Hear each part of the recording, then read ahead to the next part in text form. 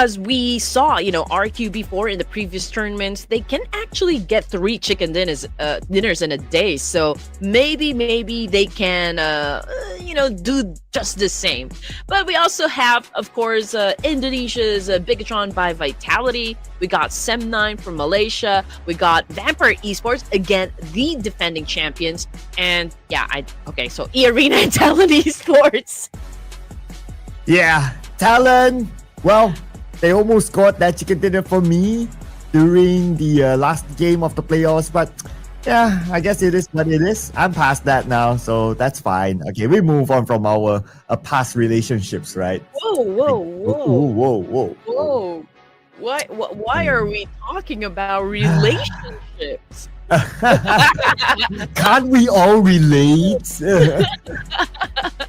So speaking of relationships, maybe you can invite your special someone, right, to watch the Ruthless Invitational Showdown, share the live broadcast to everyone, or maybe you can still invite your ex-girlfriends, ex-boyfriends. I don't know who you're gonna invite, but hey, this is gonna be an epic showdown. Oh yeah, absolutely right, because today it's obviously day number 2, the fight continues on, and tomorrow will be important because the smash rule. What will be the match point? And how far will the gap be from the other teams? That's what we want to see tomorrow. And because yesterday the teams got to play, they already have adjusted themselves to the lobby. They would have taken a step back after yesterday's 6 games. They would have revisited the boards. And today we might see something different. Maybe a change of drop spots for some of the early fight teams. Please, come on. I mean, I want to see something, like so fierce and so full of action. Because all we can say right now during the grand finals, okay, D plus Kia that, NS Red Force that, Fourth Thrives is that. Okay, what about the other teams? I mean, after all, this is the grand finals and we only have a few days up until we wrap the entirety of this tournament. But before we do just that, of course, we have to give props to Bumblebee of Bigatron. He was the overall MVP yesterday. 13 elimination points and 2,588 damage output. So again, don't forget, ladies and gents, that all you need to do is just maybe tag your favorite players and tag your favorite teams down there in the comment section and ask them, hey, are you guys prepared to fight today? Yeah, there's a reason why Bumblebee has his own movie, right? So yeah. Bumblebee is also the star of the first day of the grand finals with 13 eliminations, 2,588 damage. And yeah, we can expect to see him perform again today. But all the other players behind him, we can expect a good performance as well. FaZe Clan Shopper at number 2. Number 3 is going to be Frankie from Team Secret. Number 4 is going to be Falak from Fourth Thrives. And Fourth Thrives, they have 2 representatives here, including IQ at number 5. And just like what we mentioned yesterday, it's so amazing that we don't see any players coming from D plus Kia just yet. So perhaps, this players that we can see on the screen right now on the road to MVP may still be, the lineup up until the end of the grand finals. I mean, we don't exactly know. Again, we are all at the mercy of the teams, whether or not they're going to be performing for us. Yeah, so we'll see what sort of a performance will they put up today, or will we see the rise of page number 2 to come up? So that's something that we'll observe as well. Our overall fraggers, of course, Mr. Bumblebee is leading the chart, but he shared the same amount of eliminations as Falak and as E-Arena Sakura, aka 456. But what differentiates them is the amount of damage output. And then you have Sena from Alpha 7, and then you have IQ with 10 eliminations. Now, again, with the fact that Fourth Thrives, they have 2 representatives up here, that means the average points collected by eliminations is high, and that puts them at number 4 for now, but they're not far away from number 1 yet. And of course, this is what you guys have been waiting for, the overall rankings. Okay, a total of 80 points for D plus Kia. They already have 2 chicken dinners, followed by FaZe. We also got Alpha 7 over here, Fourth Thrives, and Team Secret. So those are the top 5 teams that we have so far NS Red Force, E Arena, BTR, GLU squad. Yeah, they're trying to catch up, but yeah, GLU was able to move up one rank, so I guess it's slow and steady as well for the side of GLU. Yeah, and on page number 2, we have a significant move here for Hora Esports. They go up 5 notches to currently at number 10. So they're knocking on the door on page number 1. But on the other end, Void Donkey and Talon, they have been side by side with each other for the longest time. And I'm sure these two teams, they want to break away from that. Oh, yeah. So I do wonder if there's going to be some sort of resurgence coming from Vampire, Void Donkey, and even Talon Esports. I mean, they've already gone through the first broadcast yesterday, so perhaps we talked about like what kind of rotations they're prepared to do for today's set of matches. And again, this is how things are gonna go down. We're gonna start things off in Erangel for match number 7, and then 2 Miramars, 2 Erangels in between, and then we're gonna cap things off in Miramar for our final round this evening. Yeah, the map sequence is going to be as per yesterday. And because we only have a fixed 18 teams, so no group rotation, all 18 teams will be playing every single match. So you can expect to see your favorite team in every single round. That means don't leave your seats, ladies and gentlemen.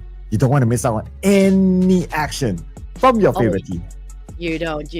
And you know what? If you did miss some of the action that happened yesterday, the reason why Bumblebee is the MVP, well, we did see him at some point scored 6-7 elimination points for himself. I believe that was in Miramar. So yeah, this guy's pretty dangerous. And again, a great addition to the lineup of BTR. We don't even know if he's going to really play as a first stringer, or perhaps, he's still part of the academy team of BTR. We still don't know. But what I know is that I have a 1-point lead against Sir Cloud and Prod. Okay. Let's see if that number will change today. All right, let's see. Now we have to do our due diligence. So, I want Sky, please. Oh, okay. So we know who you're going for. Not gonna change that. So let's see. Same color. Same color over here. Where is it? There you go. See? Oh, okay. Purple heart. Wow. Okay. And then we Okay. got Queen. And then since Sky is super fast with his it's a lightning fast lightning. That's one way to make up a story. All right. I'll take that. Okay. So experts are going for D plus Kia. So let's go for.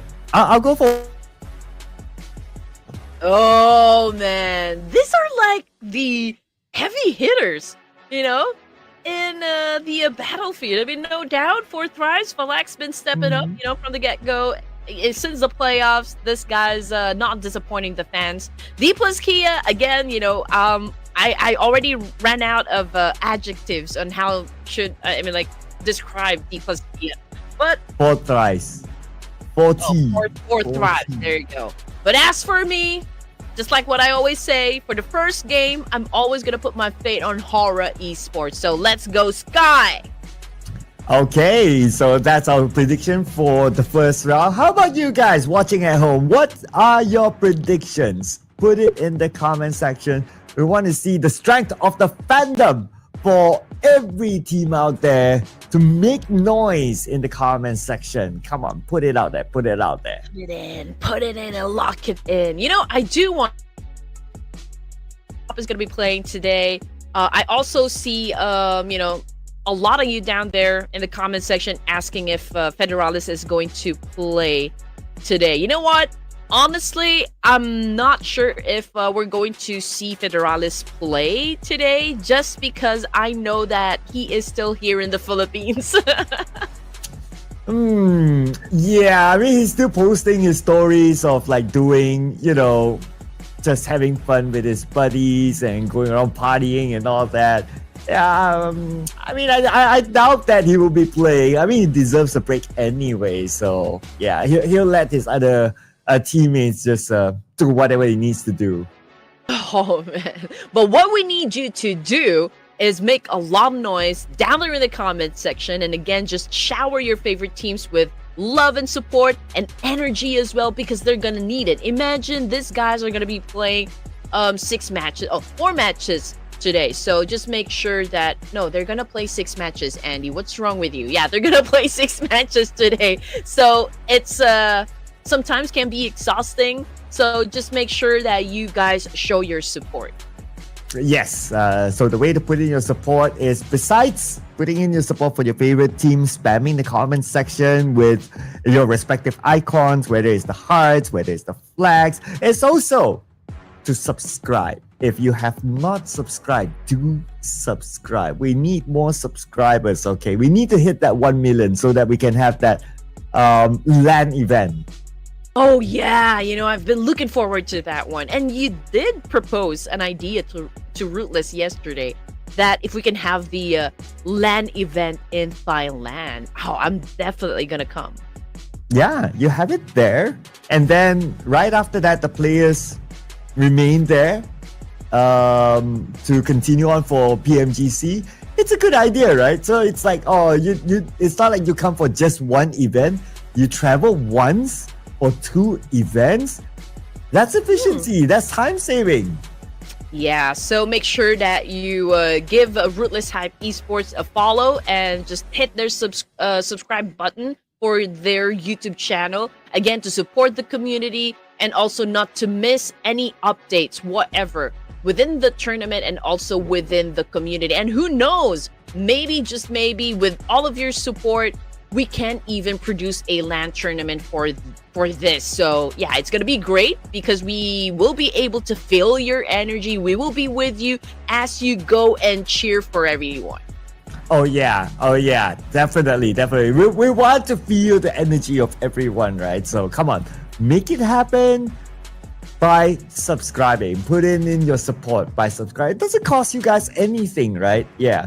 As of now, we're looking at 357 or 358. Oh my goodness, 358,000 subscribers.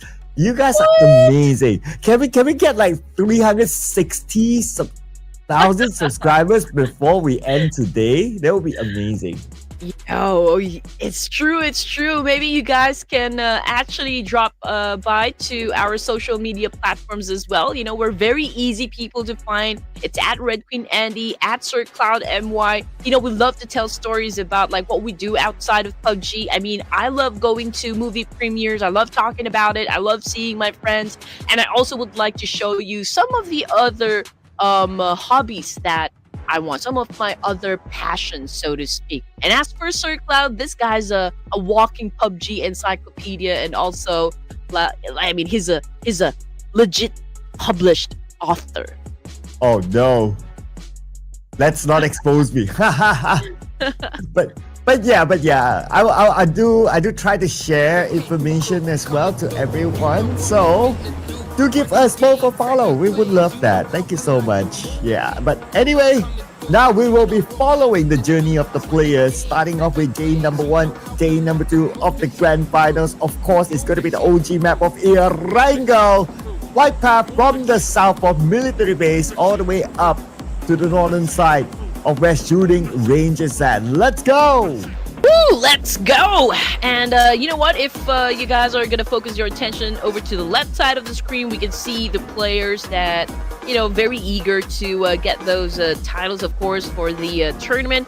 And I did see that most of the elimination points, of course, still held by Bumblebee of BTR, but he is now tied up with Falak in 4, 5, 6. So I do wonder if Bumblebee will still be the overall MVP for day number 2 of the grand finals. What do you think, Sir Cloud? Do you think that maybe 4, 5, 6 or even Falak can get the top spot for this one?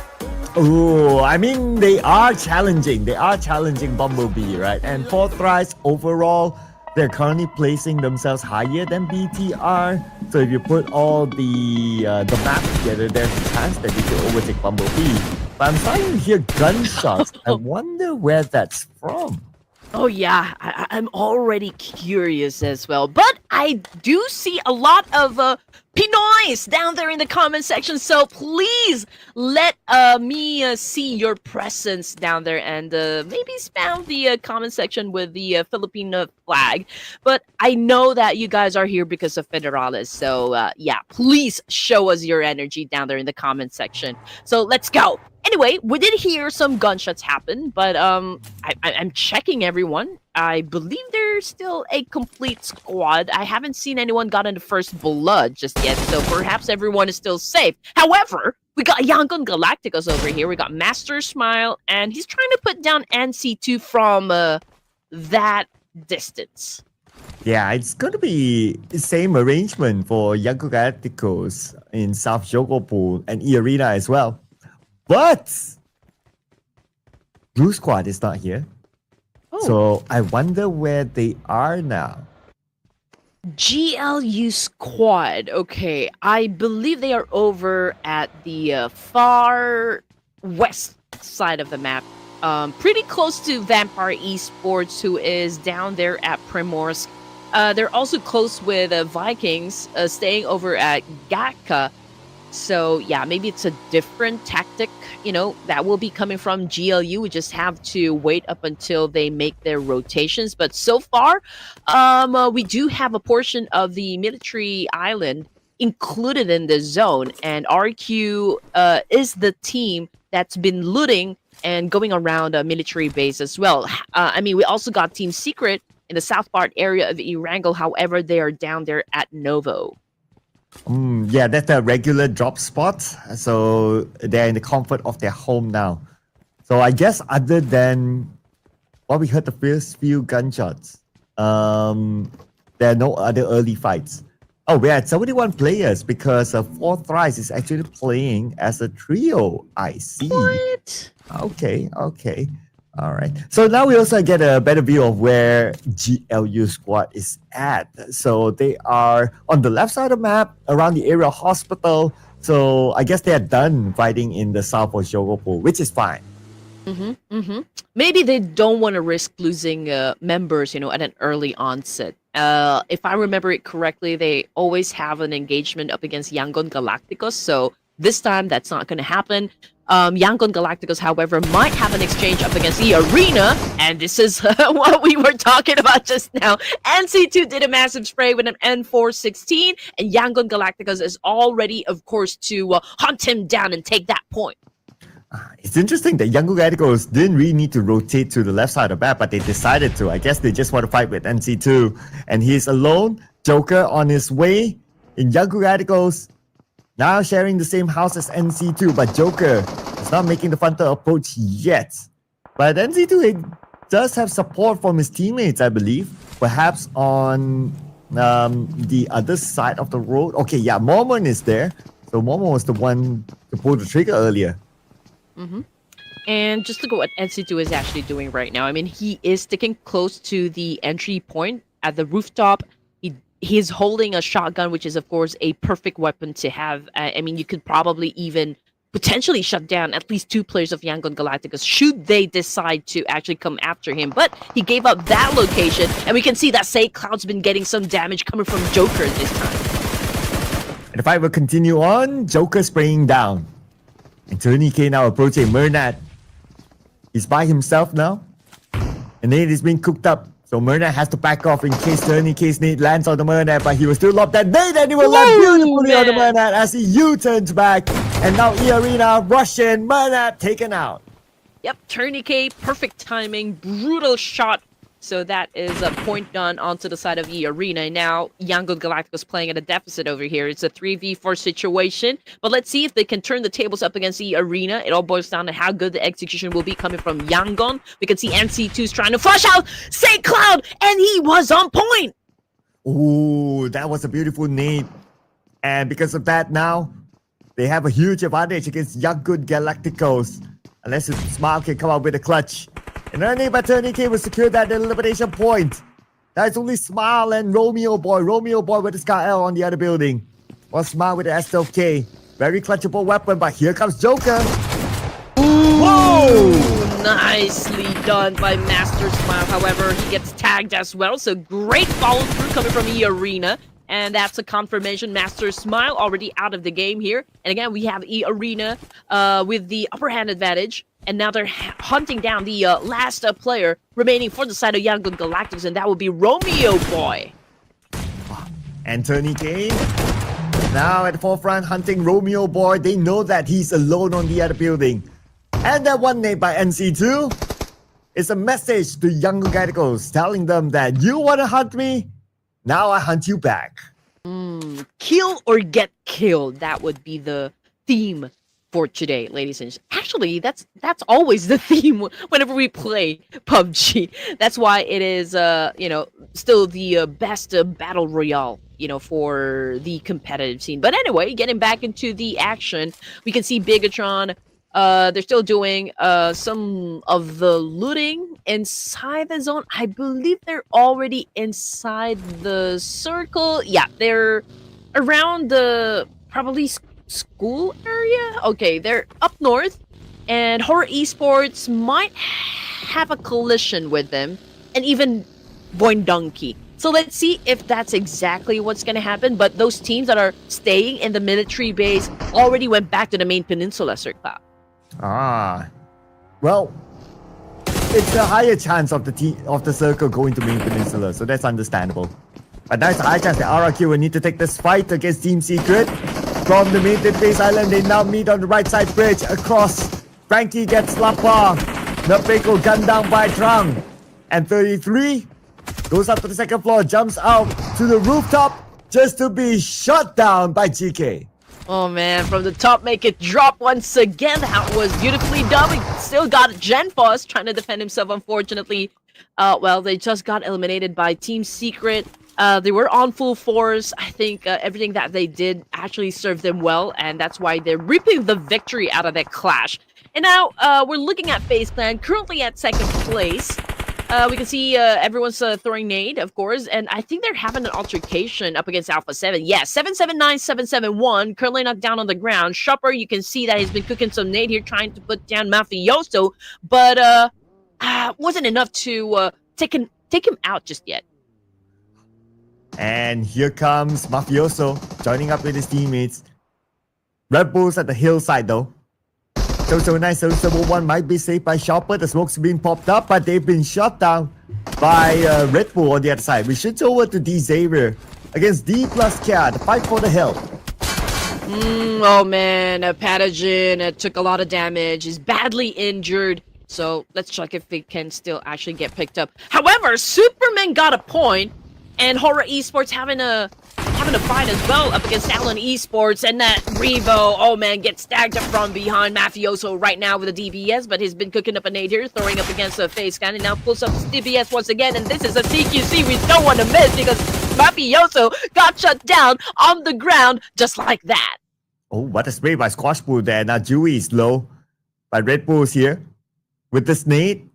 Definitely will lob it to the side of Squash Bull. Okay, it's going to be a short range lob, but who needs that nade? If you have a DBS and you have Red Bull using it. Oh, Vikings been taking some damage as well. I mean, they're getting picked off one by one. Oh, and even Vampire Esports eliminated with only 3 points, followed by Vikings with only 3 points in the bag as well, which puts us to just 13 teams remaining for stage 2. Hora and Talon still going at it. We can see that Jiggle already bagged a point for himself. We can see Sleepy trying to flush out, of course, Talon Esports, but let's see who's going to be winning the fight because Achul's currently knocked down on the ground as well. Wow. Agent of S.H.I.E.L.D. He needs to pull up all his gadgets and deal with the incoming incursion. Oh. And there you go. Rushing in onto the second floor is Hora Esports and Shields, the final player of Talon eliminated that will root them down at number 18.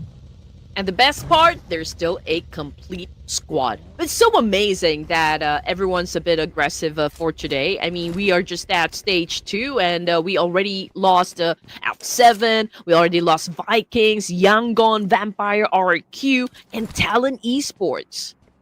Yeah, we already lost like 6 teams so far. Wow, that's fast, and we're only still in stage 2. Coming on to stage 3 right now, the circle will continue to shift. As we can see here, it's going to be 100% main peninsula with majority of the teams playing in the middle, but a slight hard shift towards the farm side. All right, here we go. Massive spray. However, that's a wide gap over there, like long distance range. So I don't think anything's gonna happen. But yeah, I mean, just looking at the situation, I mean, we've got like plenty of teams staying up north, so I believe at any time teams will then have to collide. So D plus Kia is up north as well, Arena, BTR, even Boindunki, and players coming from Sem9. So perhaps that's the party. I mean, that's where the party's gonna start. Oh, Bumblebee starting a party with Hora Esports, knocking down Sky, but that's just a knock. Looks like it's a long range. And we'll try to finish up the job, but not able to. The grass is just not greener on the other side, blocking his view. A swing onto No Fear. And Bumblebee, he's alone. Okay, his other teammates, we can see here Snape, Sata is playing in this round, and they will be rushing in. We have Snape on screen now. The rest okay. Jump comes in, and Snape will get his target. Oh man, Jiggle wasn't able to jiggle this time, and the snipe just got him knocked down on the ground in an instant. And that is, of course, a point done for the side of BTR. And now, Horror Esports, of course, need to avenge their fallen comrades. So let's see what kind of maneuver they're gonna do in this situation. So far, Bigatron still has the upper hand advantage, and we can see that Nonambon just went for a massive spray up against Sky, and Sky right now has taken a lot of hit. And these teams that are not in the circle, zone is closing. Hora Esports will be playing the rest of the round with 3 players. Zone is on top of Sleepy now. He'll try to spray down the Bumblebee on the other side, but not able to get his target. While No Fear finds an entry into the circle, he'll make a quick pit stop here, just on the outside, because BTR is in front, so he has to be extra careful. Oof. All right, here we go. Again, Jiggle already out of the game here. I mean, they got a point each for this round. However, Jiggle won't have a chance to accumulate some more. But I'm pretty sure that he still contributes, as to like how a Horror Esports should handle each situation that's going to happen inside a battlefield. In the meantime, Horror right now going for a quick rotation probably will clash up against BTR up north. But then again, there's a little bit of pressure onto the side of Horror Esports just because they will be coming from outside of the zone. And here comes the spray by Nonambon. While they manage Hora Esports, they have to manage the next phase of the circle as well. Hora Esports not really in the circle yet, but they continue to stay on the outside. The zone or the blue is going to hurt. Let's see where the circle will go. It's going to be a hard shift towards the left side. Both our Korean powerhouses in the circle. D plus K on the north and NS Red Force on the east side.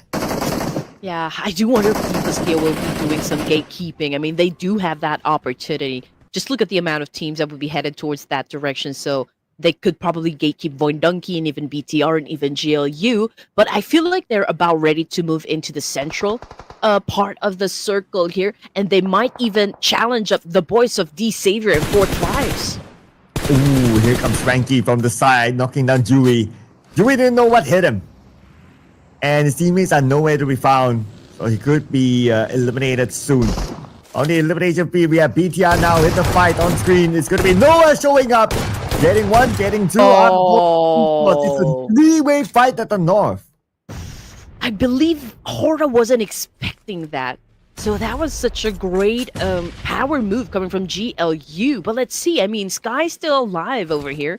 Could potentially shut down maybe a couple players from the side of BTR. But Noel just made sure that he won't even come close to his target. And Stickley will be back up again. But they will need to face off against BTR later. While D plus K monitoring the situation, looking at teams coming in, taking their respective positions. Boy Donkey, we're back at the northern fight. Such a lot of teams here still. That includes D plus Kia. All-Star can play the gatekeeping role to stop GLU Squad and BTR from coming in. But here comes the nade. Satar's in trouble. Man. Xbox will lock it in.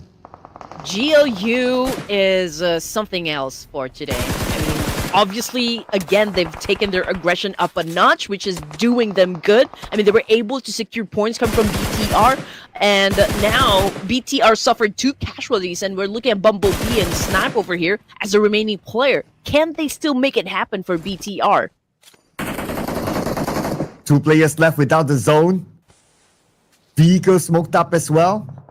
There's going to be quite a tall order here for BTR in this round. Especially with the fact that Void Donkey have them surrounded on the right side, stopping them from moving anywhere further forward. So if Void Donkey doesn't move or they don't deal with Void Donkey, BTR is going to have a hard time. Oh, yes.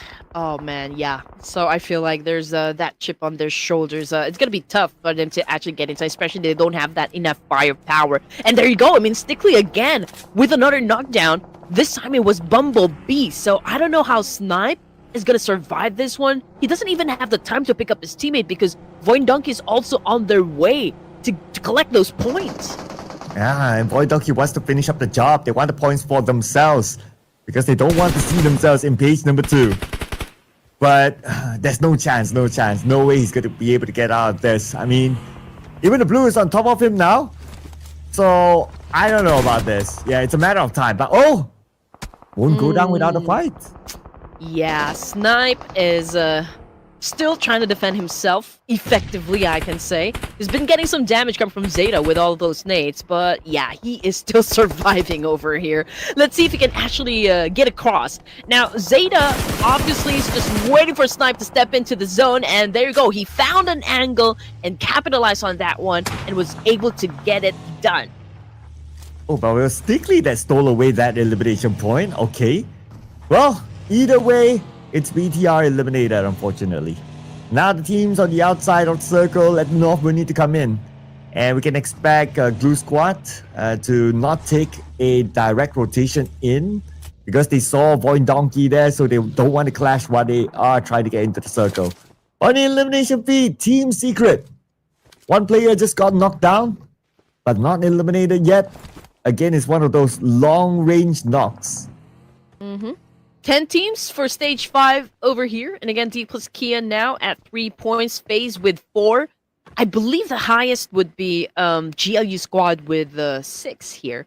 Okay, just looking at the situation again, the best I can say would be maybe D plus Kia going up against D Savior, or maybe even 4th Rise. But over to the east side, in the farm area, that would be Sem9 and Team Secret. Oh, speaking of Sem9, now we have them on screen. Nice jump shot by Mamparang, but Mamparang immediately knocked down by Zerus. Fear and gets GK. And Zerus now, he's pretty low, but he managed to heal up in time. Fear and SLK, Zerus, same weapon as well. Here comes the jump shot by Zerus. He will take down Fear. Frankie and Trang will be revived. Great execution coming from Team Secret, collecting all of those points. They did win the fight, and now I don't think any team will be stopping them from getting inside the zone this time. And as for NS Red Force, they're pretty quiet. You know, they're not getting into any engagements whatsoever. They're over here at the south side, close to FaZe Clan. So maybe they could find a Red Bull in this situation and try to take him down. And just like what we mentioned, of course, that would be XZY. I think he knows exactly where Red Bull is. Oh, Noel. Oh, he prone just in time. And now XZY can scope and shoot him down. So technically he's still alive, but he's very low. XZY is going to pick his target. It's going to be Red Bull on the other side. One nade. Does not connect. But XZY, oh, he's being shot at. I wonder who's shooting him. Who else? Oh, it could have been from the left side. But anyway, XZY, he dealt with it. And now he's alright. Can we just say that 4th Thrives entered the game with only 3 of their members, and they've already bagged 5 points for themselves. Oh man, that is such a solid performance coming from 4th Thrives.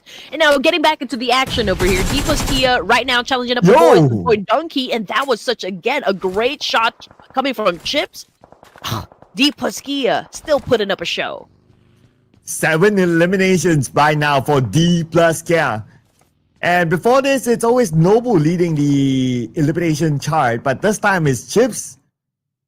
And looking so far so good for D plus Kia. Even better with the fact that Baseland have been eliminated. So that's their closest contender for the top spot as of now. But next circle, will that force D plus Kia to come out of their compound? Or will this force an circle go? Wow, looks like D, yeah, they still have the circle. Yeah, again, the circle continues to favor the Korean powerhouse. But you know what? Fourth Thrives was able to take down a player coming from NS Red Force just to say that, hey, we know from which direction you guys will be coming from. But, you know, good thing for NS Red Force, they were still able to pick up their teammate. But is it going to be the same for the side of Team Secret, however? Because E Arena's making it rain bullets over to their side. And yes, they're staying in a shack. They're picking up a teammate over here, but how long can they survive? Yeah, I mean, at least they have that shack. But how long can Fourth Thrive survive with the fact that the D plus guy is around them? IQ gets into the vehicle, now takes his time to heal up, and he will be backed up with 80% of health. But it's not only D plus guy, it's also D Xavier on the other side. And they managed to get IQ. D plus gear now holding this compound very strongly, especially with the fact that they have the circle to their side. Yep, it's a three-way battle happening in this specific spot, but then again, D plus Kia has all the advantages working out for them since they are at the edge of the circle here and applying a lot of pressure onto the side of Fourth Thrives and D Saver. And now an exchange between Fourth Thrives and D Saver. Oh, and what a brutal shot with the nade. D Saver eliminated Fourth Thrives from that clash. Ooh, and Osal's position is so strong if you kind of think about it. He's on the inner side of the circle, he has the sniper tower, and he can stop D Xavier from coming up. Oh, now we have Longshin Red Force in action. At the moment, we switch over to them. They're done, and they will now be in the top 4. D plus Kia, Team Secret, NS Red Force, and D Savior. Your final 4 teams remaining for stage 6. 9 points in the bag for Korean powerhouse. We got NS Red Force as well trying to catch up with the number. 3 in total. D Savior getting and receiving the wrath of D plus Kia as well. And Longshin Red Force, they're trying to do a massive spray here, but again, considering the distance, it's still, so far, so I don't think they're going to translate that into a full-blown elimination point. But then again, D plus Kia still rocking it. 11 points in total. And now top 3, Team Secret is among them. But D plus Kia, they see NS Red Force. Vinny reverse his vehicle to save it. Oh, Team Secret's on the left side. Osa knows that somebody is there. And there goes a few shots. One bullet did tag a player of Team Secret, so that's a confirmation that somebody's there. Osa knows for sure.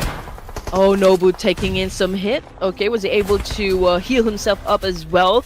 And it's so amazing, for the side of D plus Kia, they've been through quite a number of exchange, from inside this game, and they still managed to keep a full squad. But Nobu took a hit, and now he's knocked down on the ground, bleeding out there in the open. Let's see if he can still get picked up at this point, but it's already crucial time. I mean, it's crunch time for everyone. Yeah, it is. But we are only at stage 6, moving on to stage 7, and can you imagine that? It's already crunch time. It's crazy. This round is rolling really fast. And now with the circle shift, Zerus is no longer in the circle. XEY will try to travel towards his teammates, and he will survive the spray from Zerus. Second time around from Zerus, this time on D plus K, trying to get Fabian. Fabian escapes, but can't say the same for Nobu. Zone control right now, coming from the side of Team Secret. Applying a lot of pressure still onto the side of D plus Kia. And you know what? NS Red Force says, hey, we're not going to be joining in just yet. We're going to let you guys battle it out first. And then that would be the time for us to step into the match. And, Chips got Zerus. Okay, waiting for the other players of Team Secret to show themselves. But D plus Cat, they also need to save Nobu. He's been bleeding up for quite a while now. And Fabian's on it. Okay, Nobu just needs to crawl towards brother Fabian. While Team Secret, they try to take this advantage in case Fabian goes towards him, but they fire back on the Trang. Trang takes a lot of damage, now he needs to take the time to heal. I got you! Hyung, I got you! So D plus Kia doing their best, of course, to save Nobu. from this exchange. Okay, it's a great thing if you can keep a full squad here. I mean, definitely if you want to secure that chicken dinner, then you might as well keep the full squad. But oh man, another nade came their way. That knocks Nobu once again on his knees. Okay, another nade might eliminate him. Okay, this nade a little bit too short. But NS Red Force, they came in, they eliminate Team Secret. Now, it's going to be the Korean powerhouse. Who will be the better Korean team in this round? TC and Osa right in front of each other. And here's the nade. Oh, Osa cooks this nade will land on TC. There's nowhere for TC to go. But Osa, the moment he stepped back out, Doxy knocked him down from afar. And that's right for 3 players. D plus Cat 3 players as well. It's a civil war for stage number 7. D plus Kia versus NS Red Force for the top spot for our first match this evening. And now we can see that both of the teams, okay, they have one player knocked down on the ground. So it's a fair fight. It's a 3v3. TC's right down there in the middle, so I don't think he can get picked up. But let's see what kind of gameplay this 2 powerhouses is going to show us for today. Doxy already making a move inside. We'll try to save TZ in this situation. Ooh. But Nobu eliminated TZ by blowing up the vehicle. XCY in trouble as well. XCY will be knocked down by Fabian. But Beanie fires back to Fabian. Oh man, this is so tight. Now NS Red Force, they have 2 players. They only need to focus on the chips right now to find a player of D plus Cat, and maybe sent across by Beanie. Oh! And that will be it. NS Red Force, they are showing they are the better South Korean team in game 1. Oh man. What a way to open up the matches for today. And again, it is still the Koreans that performed, that gave us a great show before we closed the curtain for our first match this evening. And that was such a tight competition between the 2 teams. But at the end of that major clash up against D plus Kia, NS Red Force still took the crown. Yes, they took the crown with a total of 9 eliminations, 19 points for NS Red Force. But because D plus Kia, they ended with a 2nd place finish with also a good amount of eliminations, they should be still able to retain the number 1. Oh, for sure, no doubt. I mean, even if they weren't able to secure the chicken, I mean, with the number of points that they were able to secure, man, getting the chicken dinner is already just a cherry on top here for D plus Kia. It's not gonna take a dent whatsoever in their overall position. In fact, I think, with that kind of number, they still solidified their position at the top spot. Yeah, they have created an okay gap, and yeah, with the amount of points collected this round, they should still be fine. But NS Red Force slowly climbing up again, and at some point they were at the podium spot. So with this kind of performance, who knows? But by looking at the teams to watch, since we put D plus Kia in front of NS Red Force in terms of overall points collected, it's surely D plus Kia getting more as compared to NS Red Force. Yeah, I mean, if we're really going to compare the 2 here, I mean, obviously NS Red Force focused on getting those placement points first, right? Before they actually engaged in the fight. So the elimination points came in at 2nd, And D plus Kia, I can say that, at this point in the competition, Sir Cloud, they are, the team is well-rounded. They're pretty balanced. And they're so good at it that they can end the game with a double-digit elimination points and even secure the chicken dinner. So again, what will it take for D plus Kia to get stopped? Yeah, I know, right? What does it take for D plus Kia to get stopped? But I can't answer that now. It's such a hard question to answer. But what I can answer is that our experts got a point. And our MVP this time also got an MVP point. That is Chips with 6 eliminations, 917 damage. So we kind of think about it. By now, every single player from D plus Kia has got an MVP for themselves. Oh, you're right. And again, I think I have to say this, Sir Cloud. I feel like, both D plus Kia and NS Red Force, they're not in a competition with any other teams here. I feel like they're just in competition between themselves, right? Okay, if D plus Kia secures a chicken dinner, you best bet that NS Red Force will secure the chicken dinner in the next round. And it's kind of a tug and war between these two teams. So again, we are waiting for any other teams that would step up, like it would be a major plot twist if like D plus Kia or NS Red Force won't win the entirety of this tournament. I mean, I would literally flip. And that's the fun of the Smash rule, right? Oh yeah. Yeah, that's the fun of the Smash rule. You could have like 1,000,000 points, but if someone else with 100 points scores the Smash rule, they win. So that is the brutality of the Smash rule, and that will happen on Sunday. So make sure you stay tuned, ladies and gentlemen. Yeah. Now on the match leaderboard, D plus Kia 20 points. Naoshi Red Force 19 points, Team Secret 13 points. So tons of points pulled out to the top, leaving teams like Talon and RRQ without any points. Yeah, maybe D plus Kia, I mean, what they're doing right now is really rushing to complete the match point so that they'll have they'll have plenty of chance to actually secure the chicken dinner. Which is, of course, if they continue on playing at this kind of pace, they could probably do so and end, the spot. So then again, this is already a challenge for the other teams. And it's Red Force as well as D plus Kia, they're doing absolutely great. I mean, I think the perfect term to use right now, with the kind of performance we're seeing, coming from both of the Korean teams, it's absolute cinema. That has been the term recently, I noticed. I wonder where that came from. Is that a Gen Z thing? I don't even know. Okay, but I've been seeing that a lot. Absolute cinema.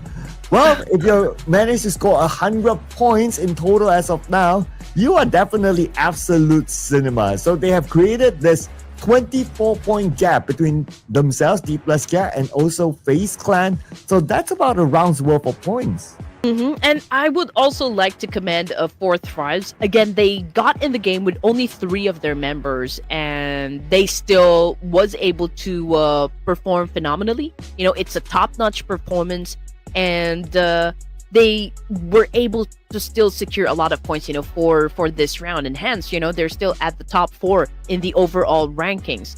And now, looking at the second page, we only have Vampire Esports and D-Saver that moved up a couple of ranks here, but it's still, the same for Voin Donkey and Talon Esports, especially Talon. They got eliminated during the first match without even securing any points at all. So they are practically a non-mover at the bottom. Yeah, and even though we did see a bit of a performance here by Voin Donkey, but they only managed to score 3 points. That means that their placement at the bottom, number 17, does not change. So they're still holding hands with Talon down there. Well, we don't know when that will be broken. For us to know is to find out in the next match. But before we head on to the next match, as usual, we'll be taking a short break. See you guys after this.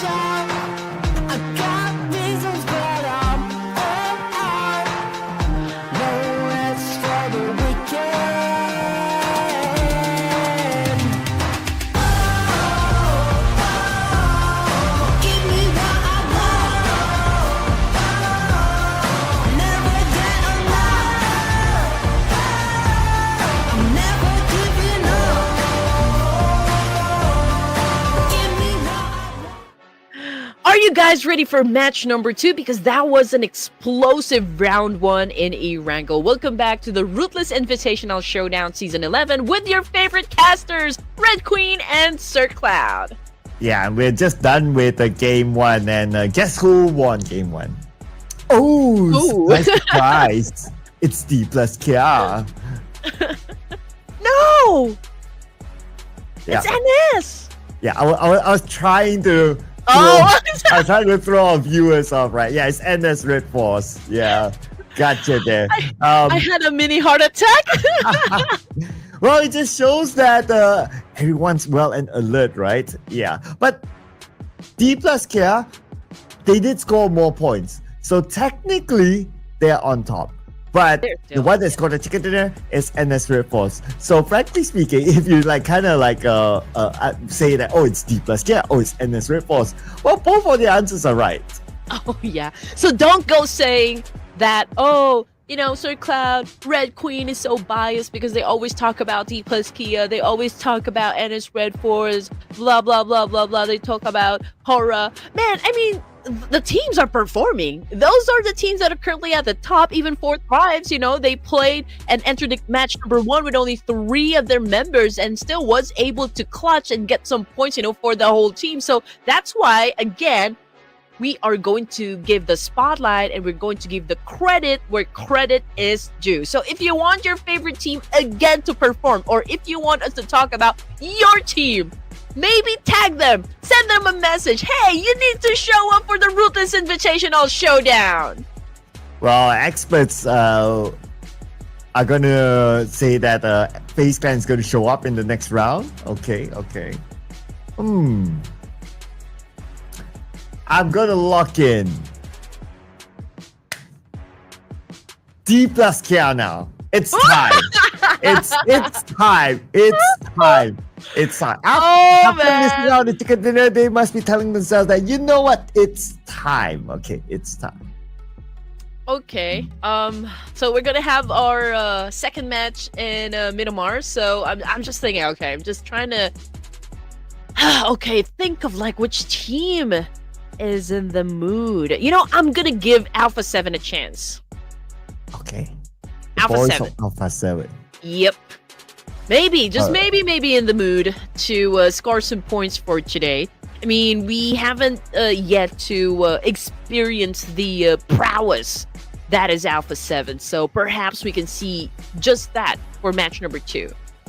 The Samba Boys. All right, let's go. Let's see. I mean, they did put in a interesting show in game number 1, but of course, we're going to switch the map into Miramar after this. We did see a switch of drop spots for some of the teams in Erangel as compared to yesterday. Yeah. So it might be the same case for Miramar as well. So that's something that we will find out later. But if we were to zoom in into Miramar, the common clash points, I would say Lost Learners has been a frequent clash point. So maybe teams might want to consider to go somewhere else rather than just forcing themselves into Lost Learners. Yeah. I mean, if you have been losing the drop clashes, I mean, maybe it's time to consider for you to maybe choose another drop spot, or maybe it's nice to have plan A to plan Z. You always need to have the contingency plan, right? And again, it's not a shame. If you mix your tactics and your strategy and just maybe go for another rotation, go for another area, I think it's good because it's still all part of the game. I mean, if something's not working out clearly, then you need to go back to the drawing board and come up with a much more effective plan. Yeah, it's quite clear, right? And I'm sure the teams will track their own progress in every round. Okay, which round we go out early, which round we don't go out early. And it will be quite clear to the teams themselves once they take a look at the data, once they analyze stuff and they know that, okay, maybe this is not working out for us. So expect the changes to happen here inside of Miramar. It's going to be day number 2 of the grand finals, and we're going to play 2 Miramars back-to-back before we switch back into Erangel. So don't get confused with the matches, ladies and gentlemen. This is match number 8, and it's Miramar. Let's go. Oof, it's gonna be hot, and I think that, it's even gonna get hotter as, as we watch the teams go for their scores for match number 2 in Miramar. And here's the flight path here. This is somewhere at the north. Yeah, it's from the north, so we're gonna pass by Torre Ahumada all the way down to the south side of Los Leones. So again, Los Leones, one of the heavily contested spots, is just above the flight path. So this is where we will get to see if teams in Los Leones do change their draw spot or they still want to challenge for it. Oh, yeah, you're absolutely right. But, the flight pad, Los Leones is just right directly below it. So, yeah, I do expect this place to be highly populated. And we did see a shuffle happen when it comes to a player with the most elimination points. And I believe now we see a couple of names now coming from D plus Kia. If I'm not mistaken, it's D plus Kia right now holding the title with the most elimination points. So I do wonder if that is going to change still, for today. But anyway, okay, most of the teams have already opened up their parachutes. We can see Horror Esports already down on the ground and picking up some vehicles for themselves. But as for Alpha 7 and even Boing Donkey, I believe they're going to be starting the fight here, Sir Cloud. Oh, but Circle is going to be at the south. So, okay, because the Circle is down there, then it will make sense for if teams still want to go to Los Leones. But it might pull out of Los Leones because it's only stage 1 Circle and we have some water in it. So if the Circle does pull all the way down to the beach side, that will be the best. But inside of El Arca, we're going to see a early fight here involving GLU Squad and also 7-9. Okay, here we go. KF making a move, and there you go with a micro Uzi. Effectively done shutting down a player. GLU again with a drop clash up against M9 over here. Mampa goes down courtesy of Hexus. Blue Squad, I believe they have eliminated 7-9. Yeah, so 7-9 becomes the first team to be eliminated. Unfortunately, no points at all for them. 0 points in El Azaha. So since we're going to play a back-to-back Miramar, so perhaps something for 7-9 to consider in where they want to drop in the next round. And you know what? Again, GLU is really aggressive. Since match number 1 here, I just wish that they could be consistent. At this kind of pace. I mean, no doubt. They're really gonna be scoring a lot of points if this is the pace that they are showing us. But getting back into the action, it's Boing Donkey versus Alpha 7 up north. Okay, let's see which team is going to commit the first mistake. We can see Revo's been taking in some damage. And now a nade is being thrown to flush out Zeta, but it's too far. Yeah, and he's in the building, so he has extra protection. But Alpha 7 now surrounding Boing Donkey. Pretty much have nowhere to escape. The moment they step out, they will meet a player of Alpha 7. Here comes the rest of Boing Donkey on their way. But Alpha 7 are closing in. But from behind, the moment Gacho and Razak arrive, got gunned down immediately. Obviously, Boing Donkey's defense is already weakened just because of the fact that we already have a couple players from their sides already knocked down on the ground, and that's a confirmation. Gator already taken out of the equation. Rivo right now holding a smoke. Okay, I thought he was holding a nade, but nope. But coming off the kill feed, though, Superman making a move up against D-Saver, shutting down DX4, or aka Lamborghini. Ooh! But Potato shut down, though. Here! And that's Revo slicing up the Potato, making chips out of him. Well, chips is in D plus cap, but never mind about that. Final player of Boing Donkey surrounded by Alpha 7. Let's see what sort of clutch plays can he come up with. Oh, okay, that's one. That's it. With the shotgun. Okay, now Revo and Mafioso, will they rush him? But because it's a shotgun, so they don't really want to rush. But then again, they dealt with him behind. Here comes Vikings and DZ. Lamborghini had been avenged by the team. They were able to eliminate Superman and now we're looking at Break over here, raiding the place, getting inside the building here. still trying to come up with some more scores and some more loots up against the Saber. We can see 2504 picking up Lamborghini at this point, and now here comes the attack. Let's see who's going to be winning the fight. We can hear a lot of shotguns being used from this trade-off. 2504 went with a spray using a UMP, but this is a dance-off. It's a 2v2. And there you go. The final blow came into the face. And that is D. Xavier eliminated by the Vikings. Vikings claimed 4 elimination points, but they lost Superman in the process. But I guess that's all right. It's still 4 valuable points for the Vikings. Oh, yeah. I mean, it's hard to even get an elimination point, from every match. So if you're able to do so, then you're pretty good at it already. Nongshim Red Force. Okay. Again, a massive performance during round number 1. Can they replicate that energy back to match number 2? Coming off the kill feed, it's Vampires. Yeah, Vampire Esports versus E Arena. Down there in the middle. I believe they're having a fight over there at Los Leones. Yeah. Los Leones, a regular clash point. Plus with this circle, expect more to happen there. But let's see where stage 2 will go later. For E Arena, playing without Tony K. If NC2 can get attack onto Vampire Esports, is scoping down on the vehicle. Or Momo is going to come in from the other side. Oh, Shreps sees him. Position compromised by Shreps. Who's shooting at him? Oh, it's Joker with a mini 14. Yeah, great spot coming from Joker.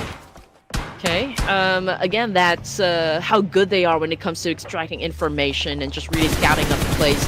And here comes Moorman right now, doing a massive spray up against Miola, but not hitting him just yet. Yeah. Not able to get a knock. But they also don't have a man advantage because they don't have Tony K. Anyway, Moment now. Is he going to go and rush in? No, not really. E Arena, they're super spread out. Like one's at the north, one's at the south. So if one of the players gets knocked, that's it. Okay, NC2 still trying to pick up some more information and probably thinking, okay, how should we approach this one? Should we lure them out or should we crash this warehouse? But anyway, oh man, Onzen not having a good time at this point because he's currently knocked down on the ground. But that was an effective nade coming from Miola. What a nade. Wow, he was running. That was amazing. But okay, now they need to save Onzen's. Momon is still down on the ground. Ventores hikes up to the high ground. NC2 will be in front of him. But Joker from the side will save NC2. And Ventores will be now down. Mela is going to be the final player for Vampire Esports. All alone. He has to save his teammates. But look at the minimap. It's not only these 2 teams. There's also BTR. Ooh, interesting. Okay. I mean, if we're going to see the map feed right now, I believe we have at least 20% of water over here. So land is, of course, limited. But from the kill feed, definitely lining up once more. Joker, again, took a hit. That's coming from Talon Esports, and Yar was able to get the point. The fight between E Arena and Vampire obviously is not done just yet.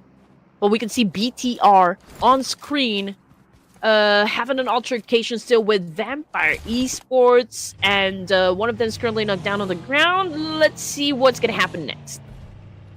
But guess who's in the circle? D plus K is there on the side. The monsters of D plus K. But anyway, on the other side we have Talon. Okay, Talon, they need a lot of points. Oh, but opportunity might be presented to them because Void Donkey and Sam9 have been eliminated. So this is the chance to not end this round at number 18. Whew, okay, Talon right now with 1 point, so that's a total of 18 right now in the overall ranking. GK, we got Binny! Oh man, bleeding out there in the open. We also got Frankie over here. They're having an altercation up against Ennis Red Force, obviously over to the south side of Miramar. And now we got GK on the screen. Cooking up an aid here, potentially shutting down a Beanie completely. But that is, of course, if Doxy can stop him. Oh, a drunk with his nade, cooking it up. Oh, but a nade onto him. Cuts himself down to 50%. GK shows up and takes out Doxy. Looks like Team Secret. Remember, they were at number 3 in the previous round. And because of NS Red Force, they got eliminated. Now they're seeking revenge. Okay, here we go. TZ backed in the corner over there. No teammates, so it's just him alone left to deal with business. Here comes the jump shot with a DBS, but great follow through coming from Team Secret, wiping out NS Red Force. And Team Secret, they found their revenge arc against NS Red Force from the previous round, eliminating them at number 14. But Young Radicals, the moment we switch over. Oh man. Seikao got eliminated while he was traveling. Yeah, that was a fast one. You blink and you miss kind of moment.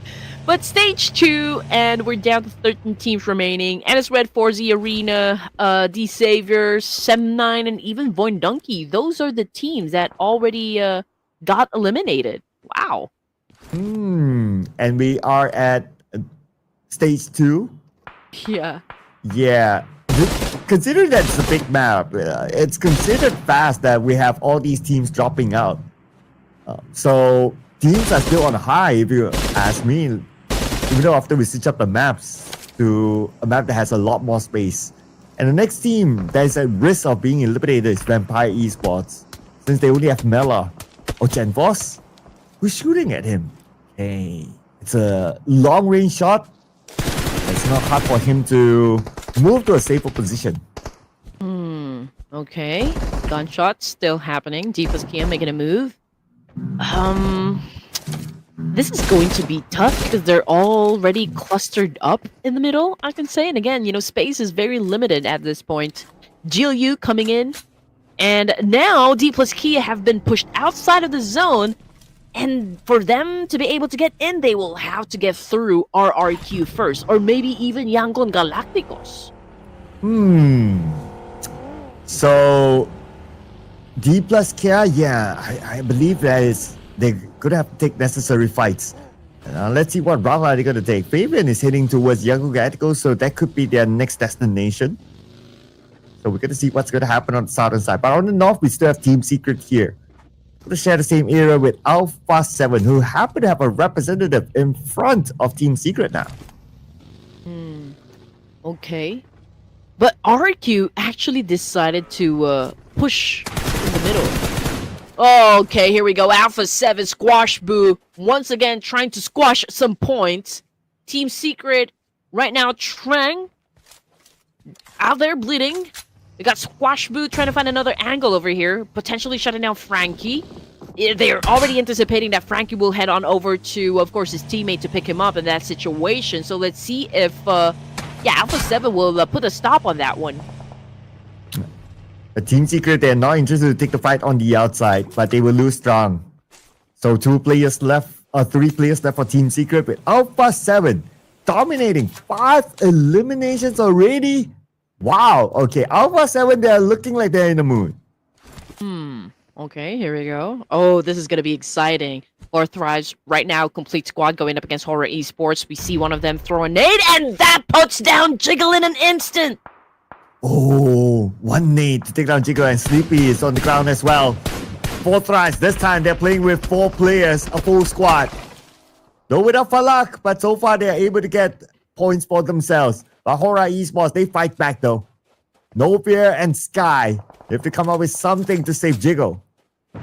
GLU, man, they're getting picked up one by one as well by Alpha 7 from the kill feed.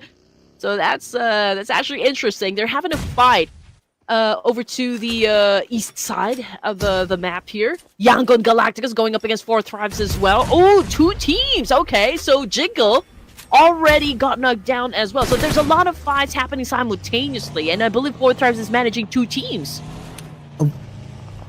2 teams, yeah, they are. And we're only at stage 3. But so many teams want to block each other. That includes Alpha 7 right now crashing into the compound of Blue Squad. Revo, okay. He's cooking the nail a little bit too long, but that's fine. His other teammates are following up now. Now they're on the hunt. Water Circle will shape in a little bit more. Alpha 7, they continue to fight. And Blue Squad still spread around. They're playing tag with each other. Okay, here we go. RQ right now. Effective execution, wiping out Vikings. Let's see if Vikings can still, of course, do a counter. But yes, I mean, it continues on. The domination coming from GLU squad. They've already managed to get 5 elimination points in the pocket. Hexa's already out of the game, however. We got Xbox done on the ground as well. And now Stickly still trying to find an angle over here, although Kareel is pretty low in HP. Oh! Xbox is down. Stickly just right behind him, so Xbox is crawling towards his teammate. But if we kind of look at the current situation, this area is no longer in the circle. The circle shifted towards the left side. Carrillo will finish off Xbox.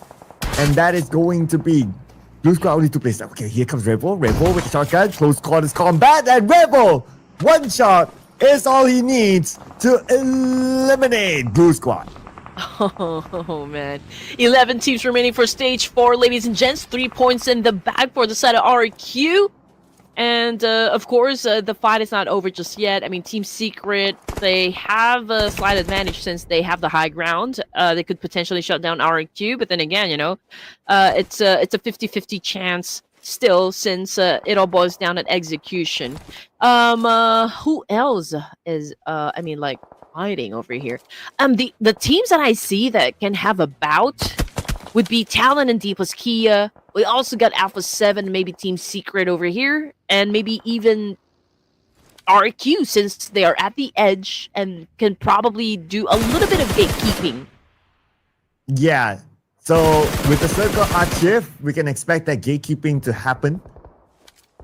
Just like Talon, they're being gatekept by D plus Kia, but they have one player inside though, it's gonna be Shields. But the other players of Talon, ooh, nice shot by Noble. Knocked down on top of that roof. But he can be saved by his teammates. But that means that they won't be rotating in. Ooh, man. Ooh, by the way, before we jump back into the action, shout out to our 19,000 viewers. Come on, let's get this number up as well. Anyway, all right, here we go. Shields! All right, did a massive spray up against Nobu. Nobu trying to do a counter over here, but hey, Shield's pretty low in HP, and that gets the job done. Nobu gets another point, and D plus Kia continues to dominate. Ooh, D plus Kia. Only 2 eliminations, but they're starting to rack up those points. 4th rise now on screen. Noki's going to be the final player. Young Gigantico smile. We're not missing shot with the S12K, and 4th rise eliminated at number 11. Okay, here we go. Nobu cooking a nade here. Okay, can he get the job done? Oh, man! That was a 3-point shot coming from Nobu. Taking down Achul. Wow, that's beautifully done again by D plus Kia. The mechanical skills is really screaming at this point, Sir Cloud. Oh, including the fans as well. They are screaming with that sort of nade. And that's how it sounds like. Well, for Talon, they're forcing their way through, but this fight with D plus K is inevitable for Talon. And Nobu shows up doing just Nobu things, leaving Talon with only one player. That's going to be Red Boy Zar. Circle continues to shift, and inside of it, it's going to be BTR. Okay, so it's a 2-2 split for the side of BTR. They're going for the map control, obviously. You know, there's still, you know, a couple of teams in the middle of Miramar, so, you know, having them on a split here is justifiable. Talon, we got Rebo Yaza on prone, trying to sneak an attack up against Fabian. But of course, we're still waiting if all of this snaking will be fruitful at the end. Yeah, he's still hiding himself. But now with the blue closing, I don't know how much time will he have. And D plus K, they're not really moving away. As long as D plus K is still here, Reboyaza, he has no opportunity or no room to slide in. Okay. Oh, James, he passed by. He didn't notice him there. Yep. D plus K is not even aware of the fact that we got someone snaking over here coming from Talon Esports, and now we go. Oh, Fabian spotted him. Okay, here we go. Tried for a spray, was able to put down chips, but from behind, it was Nobu who actually put a nail in the coffin over there. Yeah, there was almost no way he could have got out of that. Unless they all move forward, then yeah. Mela now. One player. One dream. One hope for Vampire Esports. All alone. by the edge of the circle with more teams coming by, but Team Secret in the fight here against RRQ, they will lock in Gen Force as their next point. 5 points now for the side of Team Secret, although they already have one member out of the game. But still pretty doable if you ask me.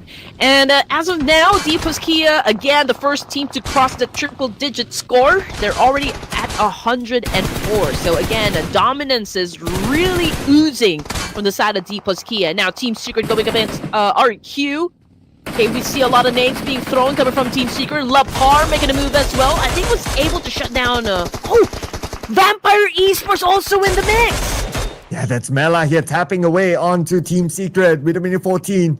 Now he's cooking up this nade. He'll probably lobby onto RRQ, but who's lobbing the nade from behind? It's BTR! And it's Sata that finish off RRQ with that one nade. 8 teams remaining at stage 5. Optimus and the rest of Bigatron is doing a great job so far, really accumulating those points. I mean, they do have the potential, of course, to assume a lot since, you know, Alpha 7 is right up in front of them. We got GK from Team Secret and even Miala of Vampire. So if they continue to play their cards right, potentially they could score a lot, you know, from this stage alone. And just like that Team Secret, just like how we called it, they're already out of the game, which brings us down to just 7 teams remaining. And let's see where the circle will shift. It has been a left-sided circle for the most part. And now the circle will go in the middle.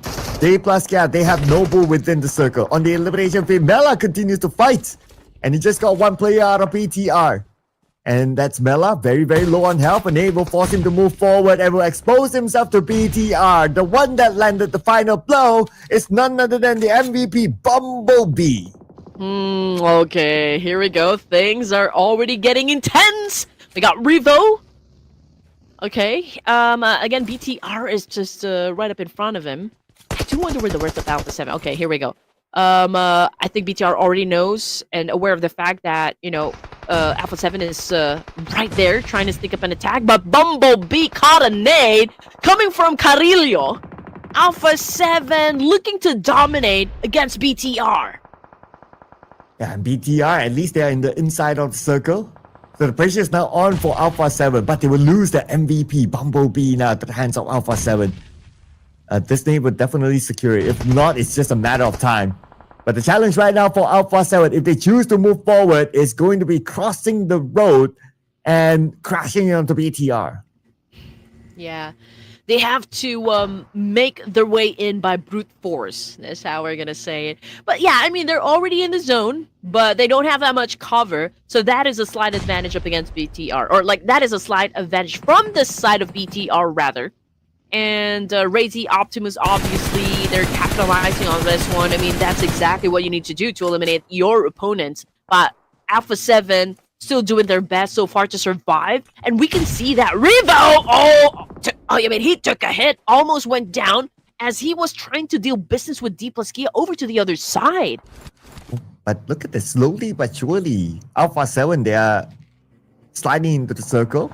They already got 12 elimination points. Now on screen is going to be Pubg against Yangon Galacticos, the champions of PMCL from Myanmar.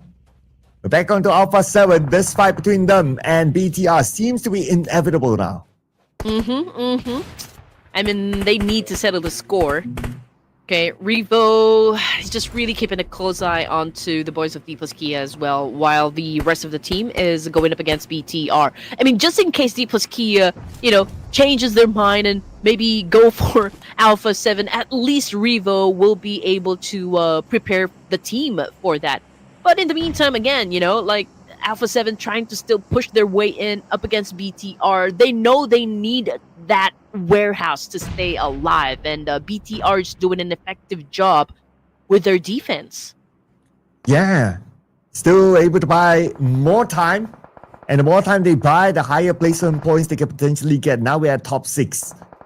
As for Pubg, now against Yaku Radicals, they have the high ground against Yaku Radicals. And Noble cooking up this nade, no Romeo Boy doing the same as well. He's probably going to aim at the smoke, but Noble is not there. Okay, bounce it off, and it is hit onto Romeo Boy. And Noble now switches to a DBS. He will rush in and he will get that knock. onto Younger Radicals. Now leaving Younger Radicals, only one player, and that's going to be Smile focusing on to getting into the circle. Oh, Romeo, my Romeo. This is not looking too good for you, my man. Currently knocked down on the ground, bleeding. And I don't think Young Galactus will be able to save him at this point. D plus Kia still applying a lot of pressure onto the side of YG. They would want to get into the zone and they want to survive up until the last stages of the match. And that is a confirmation. Again, D plus Kia was able to secure the point. Master Smile is still alive, but then again, he is in between Hora and D plus Kia, so I don't think he's going to survive that. Yeah, and then Nate eliminated him, bringing us to the top 5 teams in this round. On the right side, here is BTR and Alpha 7. It looks like BTR! They defended their ground against Alpha 7, eliminating them, but here comes D plus Kia! Oh man, Nobu in an instant took a hit coming from Optimus. Now this is a dance-off between Fabian and Optimus. Okay, obviously, that's a solid S1K. And now Fabian still trying to make a move here. Oh man, that was beautifully done by Fabian. D plus Kia still survives. And they will pick up the MVP Nobu. Oh, but another team's coming in. It's going to be Face Guy. They have to do it quickly. Fabian needs to buy enough time for Nobu to heal up. But Nobu, the moment he got up, he gets gunned down right after to the hands of Red Bull. And now he needs to be saved again. Okay, here we go. Fabian is about to pop off some smokes here. I mean, FaZe Clan is just really making it difficult for D plus Kia to step inside the zone. I mean, they are the ones that was able to snatch that warehouse from BTR. I mean, after all the fighting that D plus Kia did, it was FaZe Clan who took that warehouse. So I believe, you know, D plus Kia is cooking something over here to make sure that they can turn the tables up against FaZe. But Hora, they remain to be silent. For stage number 7 here, they're letting the fight happen between FaZe and D plus Kia, and perhaps, you know, Horror Esports will step in when another team is super vulnerable. Yeah, they are on the other side, so they're not really going to be involved yet. Horror Esports 2 players, FaZe Clan a full squad, so they have the man advantage, and not only that, they have map control. They even have another player on the other side of the circle. So now, FaZe Clan, they have a big advantage to lock in this chicken dinner. Are you kidding me? We are already at 23,000 viewers for the final 3 at Stage H match number 2. All right, here we go. Let's get things up, ladies and gents. FaZe Clan at the top with a whopping 60% of securing that chicken dinner. We got Horror coming in at second with 24, and D plus Kia, since we are left with just one player remaining where they have the least chance of bagging that chicken dinner. But let's see what's going to happen, or like how the teams are going to play this one. So far, number advantage definitely, no doubt, goes to FaZe Clan. Yeah, FaZe Clan have the numbers. They have the circle. But we have seen clutches before, so anything can happen. But it's hard to say no to FaZe Clan in this round, with the fact that they have a full squad. But who will be the next target? Is this still going to be Chips? Or is it going to be Hora Esports? Anyway, Hora Esports, the 2 players are currently in the circle, so they are fine. But Chips, man, he has to cross the road at some point. I don't see Chips actually surviving this one. Oh man, yeah, it is going to be a miracle if Chips actually survives this. I mean, we got FaZe Clan and Horror Esports really pointing their guns at him. And there you go. I mean, he was able to deny the point. So, yeah, I don't think any team would be able to score Chips, you know, from that exchange. But anyway, we are now down to our final 2 teams here. The final showdown. Stage 9 match 2. FaZe Clan again with the numbers. All the advantages working out for them at this point. Here comes the attack now. 779, 771. All the confidence exuding from this guy. Dewey also with an S11, pulls out his goes in for the massive spray. No fear. Took the hit. Took the damage. FaZe Clan winning match number 2 in Miramar and securing that chicken dinner. And that means our experts, they lock in a prediction right. Wow. Okay, living up to the name. Living up to the name, experts. Living up to the name. But FaZe Clan, they are living up to the name as well. They are phasing all the other teams. And they will bring in the chicken dinner for themselves this round. Might not be the most in terms of elimination count. To be exact, it's 4 eliminations, but still a chicken dinner is a chicken dinner. Experts already at 5 points, if I'm not mistaken, right?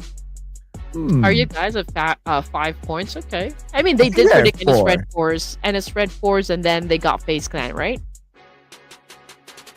Let's see. Let's see later. They didn't get the NS Red Force because they picked D plus Kia, so they were close. Oh, yeah. Yeah, so they got FaZe Clan right, so that's 4.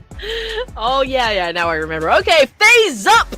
FaZe Clan. Again, what an amazing match for this team. I mean, they're pretty on point again, very accurate when it comes to their rotations as well.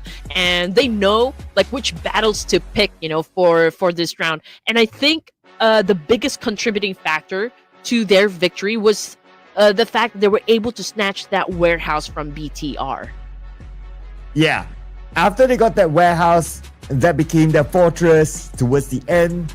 And that's where it became difficult for the other teams, especially for Chips from D plus Kia to breach that warehouse. But teams to watch, because FaZe Clan, they only scored 4 eliminations. Alpha 7, last we checked, they scored a lot. Was it 12 or 13 or something like that? So they placed themselves in front of FaZe Clan. Yeah, you're absolutely right. I think they're the only team from this round that was able to score a double digit in terms of elimination. So yeah, I mean, the confirmation, ladies and gents, will be later on when we see the match rankings. But then before we get to that, it's Optimus from BTR versus Noble for the head-to-head here. And the only big difference I can see from the screen here would be the damage output. And it's favoring, of course, Optimus of Bigatron. Yeah, and just to note, the picture of Optimus, I doubt he is the Optimus because that is the picture of the former manager of BTR. Just saying. But our MVP didn't come from any of our top 3 teams. It came from Mela, the final surviving member of Vampire Esports.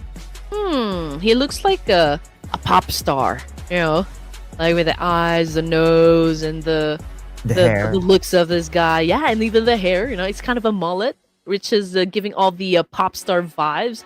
And I'm pretty sure this guy's a popular player in the community. I mean, he's got the full package. Ooh, wow. Mela and his new look. Yeah. So somebody in the fashion department of Vampire Esports did their job. So good work there, good work.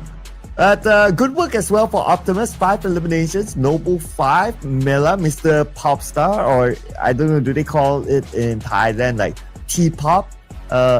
Yeah, here as well, 4 eliminations, like T-pop, like Thai pop, right? Yeah, and then we have Red Bull there. Yeah, so there you go. As for the elimination points, yes, Alpha 7, the only team that was able to do a double digit. But FaZe Clan coming in at second, even if they got the chicken dinner, of course, yeah, I mean, Alpha 7 still performed great. They're at 14. But as for NS Red Force, which is very unusual, ending the game without even scoring anything. Same thing for Void Donkey and Sam 9. But this is the second game for Void Donkey to get nothing out of a match.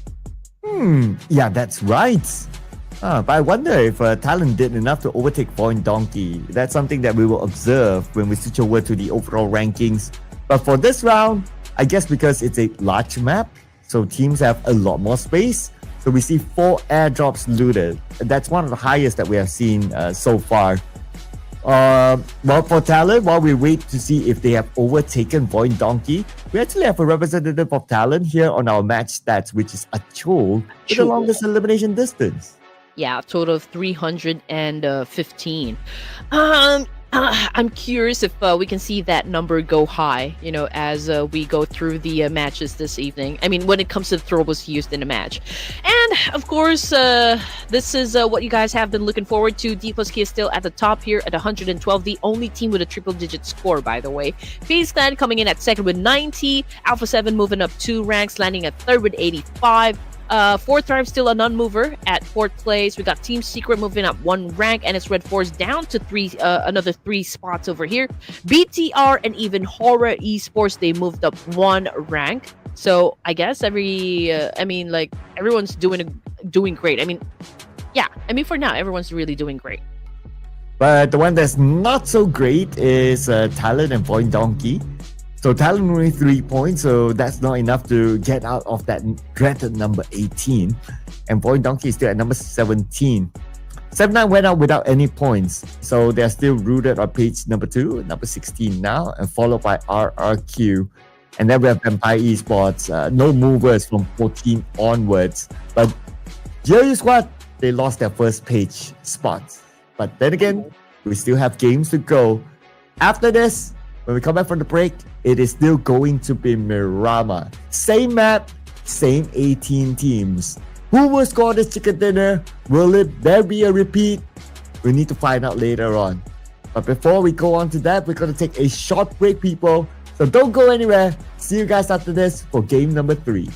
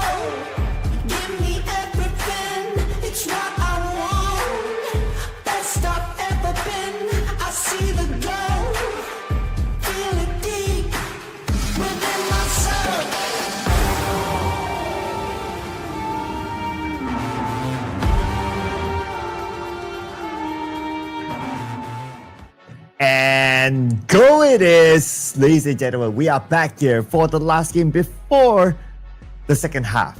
Yeah. Making it interesting for everyone. What do you mean it's the last game? No. It's not the actual last game for the day. It's the last game before our second half. That means game number 3. Yeah. So much explanation there. But this is the Ruthless Invitational Showdown Season 11, and FaZe Clan came out for chicken dinner. If I'm not mistaken, I think they were able to score a chicken dinner yesterday. Phase. So I feel like it's also like a slow and steady run, for FaZe. It's not too aggressive and it's not too passive either. I think they're just right down there in the middle, which is doing them great. So far, that's the formula working out for FaZe Clan. And top Middlemar performance just before we go back. Okay, we can see that it's D plus Key Alpha 7, FaZe, and Horror Esports. So maybe this is a hint on like which team is next to score a chicken dinner? Yeah, I mean, those stats are good guidance. So maybe 4 predictions right now for our experts. Okay, back to the drawing board. I wonder if Federal is really playing. I mean, like, okay, Bumblebee has a picture, but we haven't seen Optimus just yet. Yeah, so we don't know who that is. We don't know. Okay, this is tough. But I feel like, yeah, BTR is stepping up a bit. So perhaps, they could give us a great show. So I'm gonna go lock in BTR this time for Miramar. And I guess I'm going to go with stats. So D plus pick to pay 4, that's done. Let's go with Alpha 7. Let's bring them on. The Samba Boys. Samba Boys. Okay, I only know Saja Boys. What's Saja Boys?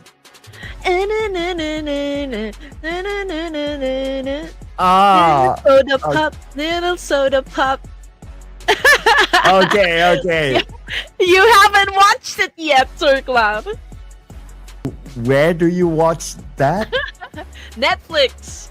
Okay, K-pop Demon Hunters. Okay, clearly I have not. Yeah, life has been very busy, so I haven't had time for side entertainment yet.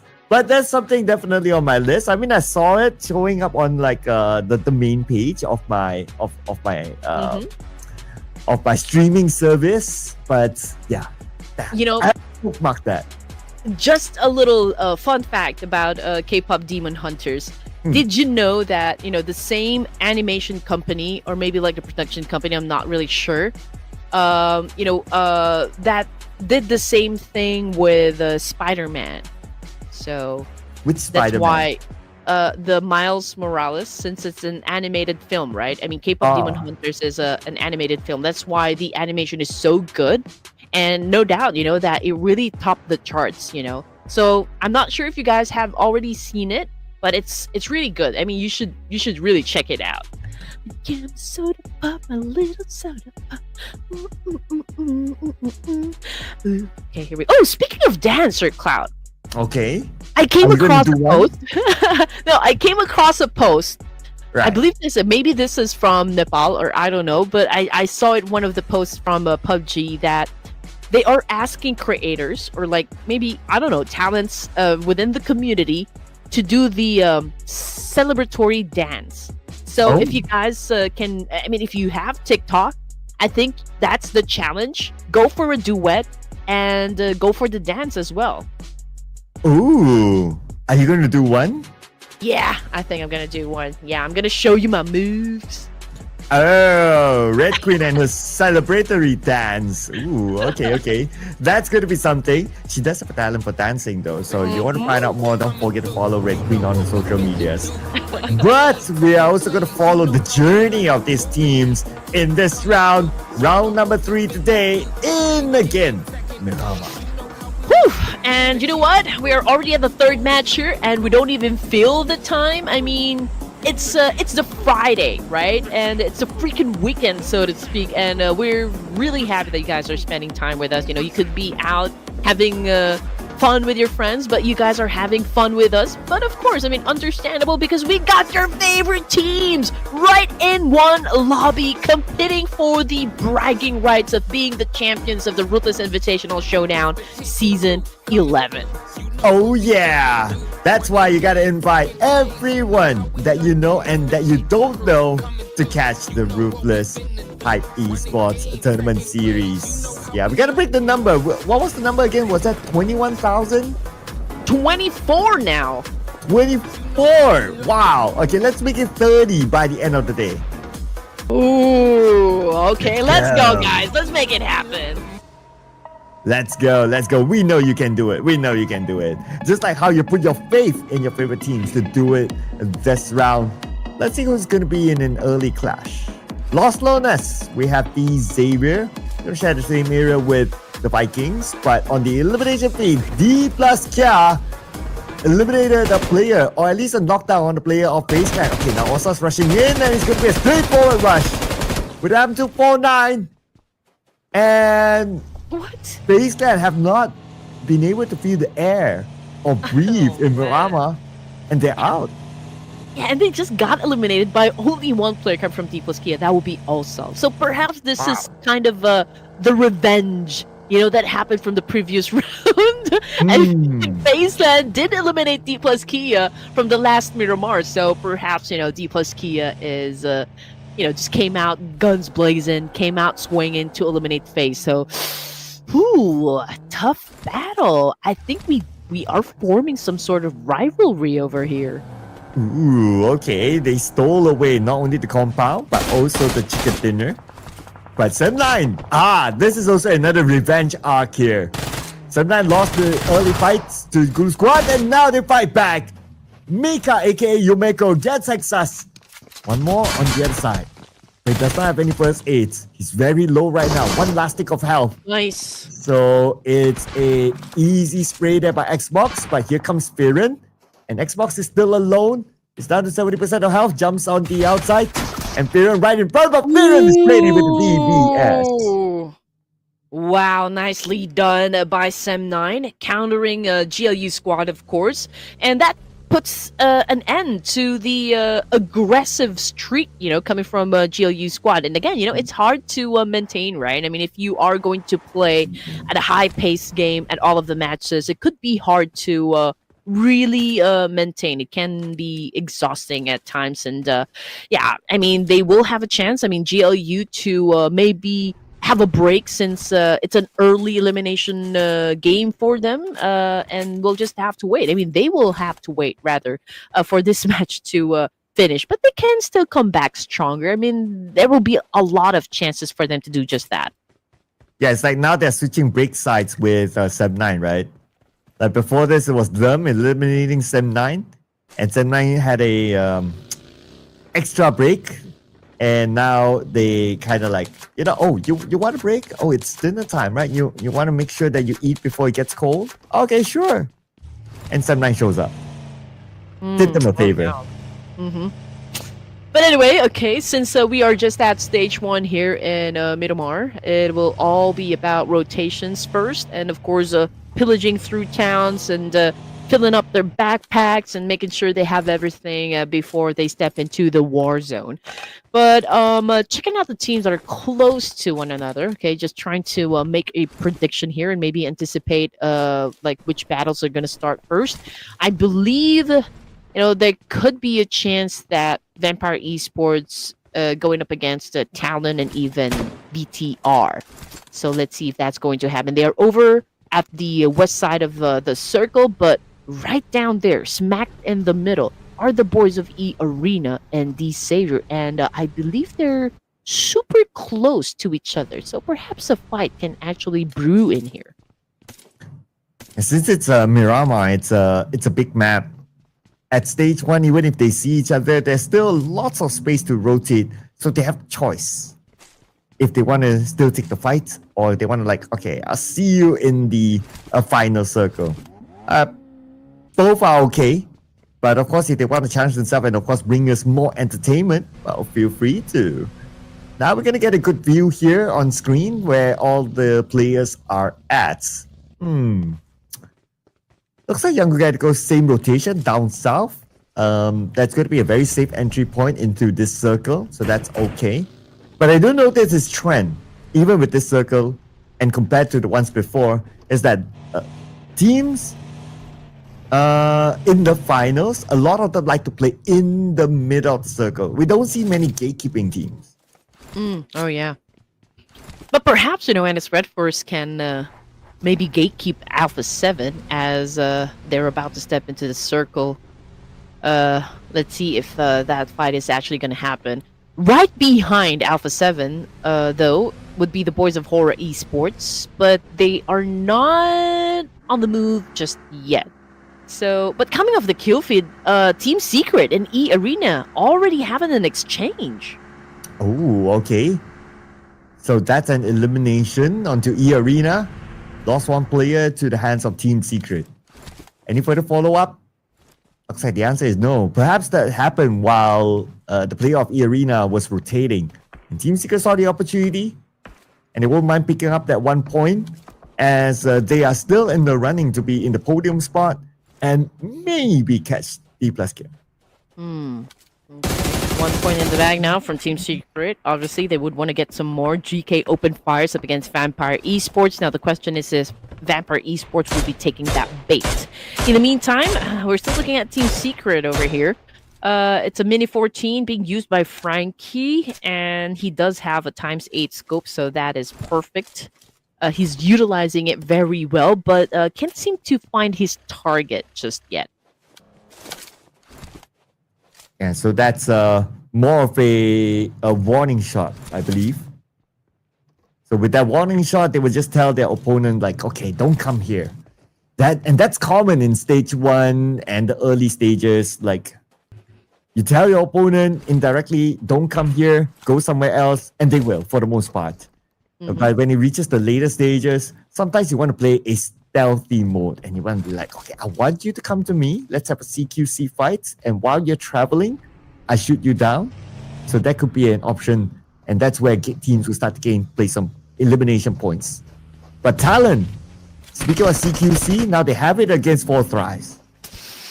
Okay, obviously, Talon Esports at the bottom of the leaderboard, and there's a need for them to pick up some points. So let's see if they can actually get through Fourth Thrives in this very compound. We can see that they've already started a trade-off. Let's see who's going to be winning the fight. Noki took a little hit. Same thing goes for Rebel Yaza of Talon Esports. We can see that Talon's still trying to flush them out, right? I mean, they're trying to come, for them to get outside. But that was an effective shot coming from Yoru. However, Vampire Esports would love to join the game as well. Oh, okay. Let's go. This is going to be a big fight here as Shields moves in. But the moment Shields, he passed that door. He gets eliminated. Talon, again, another round with no points. Rooted at number 18. But fight's not over. More and more teams here coming in. And we will also include BTR in the mix. Okay. Vampires been getting the information, right? But they did give an opportunity for Fourth Thrives to reset. So I don't think they're going to be crashing this compound. I mean, maybe it's too early for a fight and they're not ready for that just yet.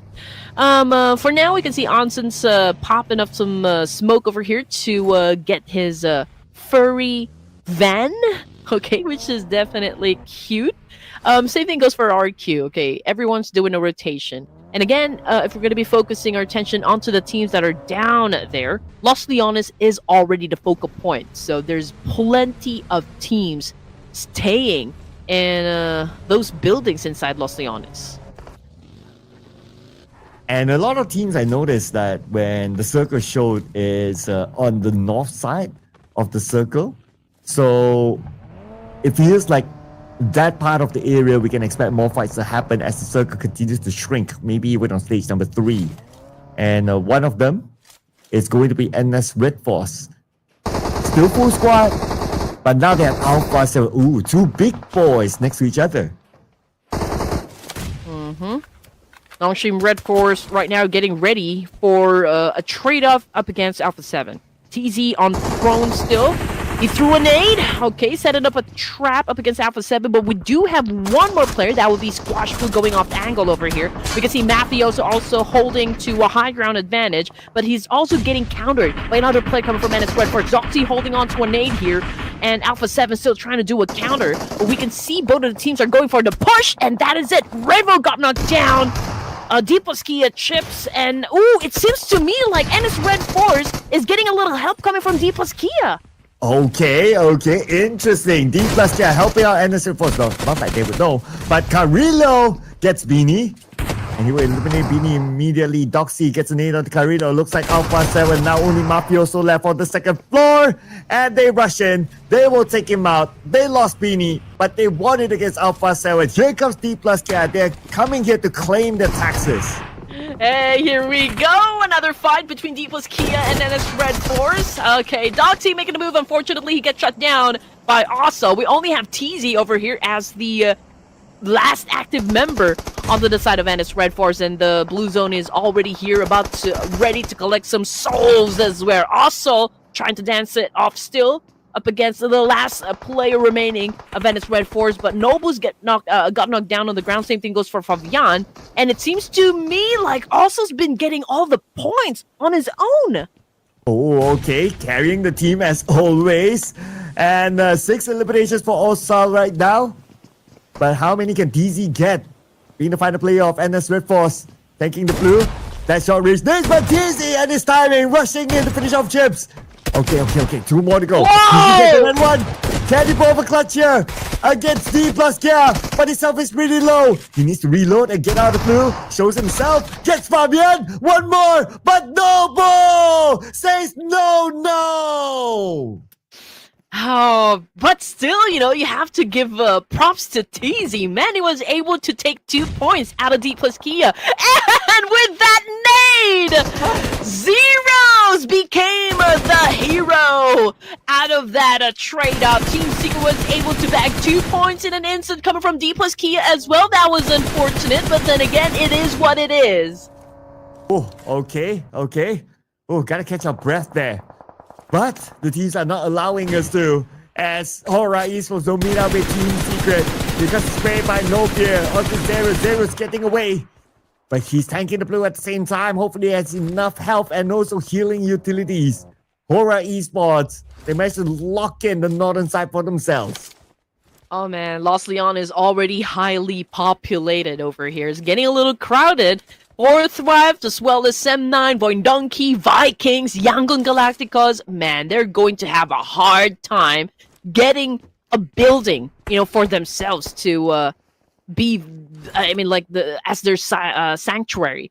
I think, Team Secret will have to deal with Horror Esports before they can even, settle down inside Los Leones. So we're gonna wait for that to happen. And as for Vikings, here comes... Oh, what happened? That was such a clear shot for teens. Okay. Maybe he is thinking to himself okay, I'm alone. If I get knocked, nobody's there to save me. So he wants to get a 200% clear shot. Okay, and he's waiting for that. That vehicle was a bait. That vehicle was a bait. Mika didn't know what hit him. Patience is a... bliss. Okay. Is it? Not? I forgot. Patience is a value. What is that? I thought it's a bliss, but okay, gotta double check that. Anyway. Yeah. But teams just really waited for the opportunity to knock down Yumiko, and I think it did work out for him very well. But then again, since he is at the top, it's a little hard and a little tricky for him to actually get the job done. But then again, Sem9 already running out of space here, so potentially they could still get knocked down by Vikings over here. And it could be a potential Lost Wilderness finish. Okay, we're back on the tins. 2 players of Sem9 in front of him with a buggy, but the speed of a buggy is just too fast. He was not able to spray enough onto them. But he will continue on. Second time around, not getting it. Okay, but that's okay. He still got Mika earlier, so that's fine. I remember. Patience is a virtue. There you go. Yeah. That sounds more like it. Yeah. So 12 teams remaining for stage 4, ladies and gents, and we just saw that it was a missed opportunity for the side of Vikings to assume points from Sem9, and it's a good thing. It's a fortunate event for Sem9 because I mean they were able to pick up Yumiko, they were able to escape that situation, so they get to live to fight another day, I guess. As for our queue, okay, they're having an exchange up against Horror Esports, but then again, this particular spot is still included in the zone, so I don't think there's a pressure for them to actually start the fight. So perhaps we can see both of the teams wait it out. But the Xavier is waiting out as well, okay. But they will have a second chance with Team Secret. But because it's Lost Learners, it's a city. If you see one opponent passing by, they will very quickly vanish into the cooks and nannies of the building. So these area, they see Team Secret at one moment, the next moment they don't. That's normal. Everybody wants to lock in their own sanctuary inside Lost Learners now. Mm-hmm. And everyone's already inside the zone, so we're just waiting. We still got a minute and 30 seconds on the clock before we get to stage 5. So everyone's really taking their time. Again, they do have like a building to themselves, so I don't think any push will happen for now. So far, what I can say is that everyone's busy extracting information and just checking out perhaps, from like what building their enemies are actually staying on, or like if it's possible for them to raid that compound and maybe be a little aggressive. But for now, it's still just like mid to long range fights. It's just like someone getting knocked down, but still, teammate will still have a chance to pick their member up. So it's not super aggressive just yet. But however, I mean, we got 2504 from D Savior getting Sky out of the game. Okay. And Sky eliminated. Now Horror Esports 3 players left. But at least the rest of them, they are inside or Lost Learners. At this moment, as long as you're in Lost Learners, you'll be cool. And you don't want to come in late because you might not have enough entry point or enough vacant apartments for your own team. So that's why these teams, they push it in. But if teams want to still play on the outside, banking on the chance for the circle to move away from Lost Learners, that's cool. Void Donkey doesn't have that. They don't have a good spot here. I mean, if the circle will continue to move a little to the center, and yeah, okay, it moved to the center. So now Void Donkey, they don't have an option right now but to go through Sem9. But they have to be careful because Yangon Galacticus is just right on top of them. Yeah, so now there's a confirmation, right, that every team would need to take a spot inside the Lost Learners. So expect more teams to try to force their way and breach through it. It's just like what MBKE is doing now. They found a spot on the south side of Lost Learners, so they will be fine.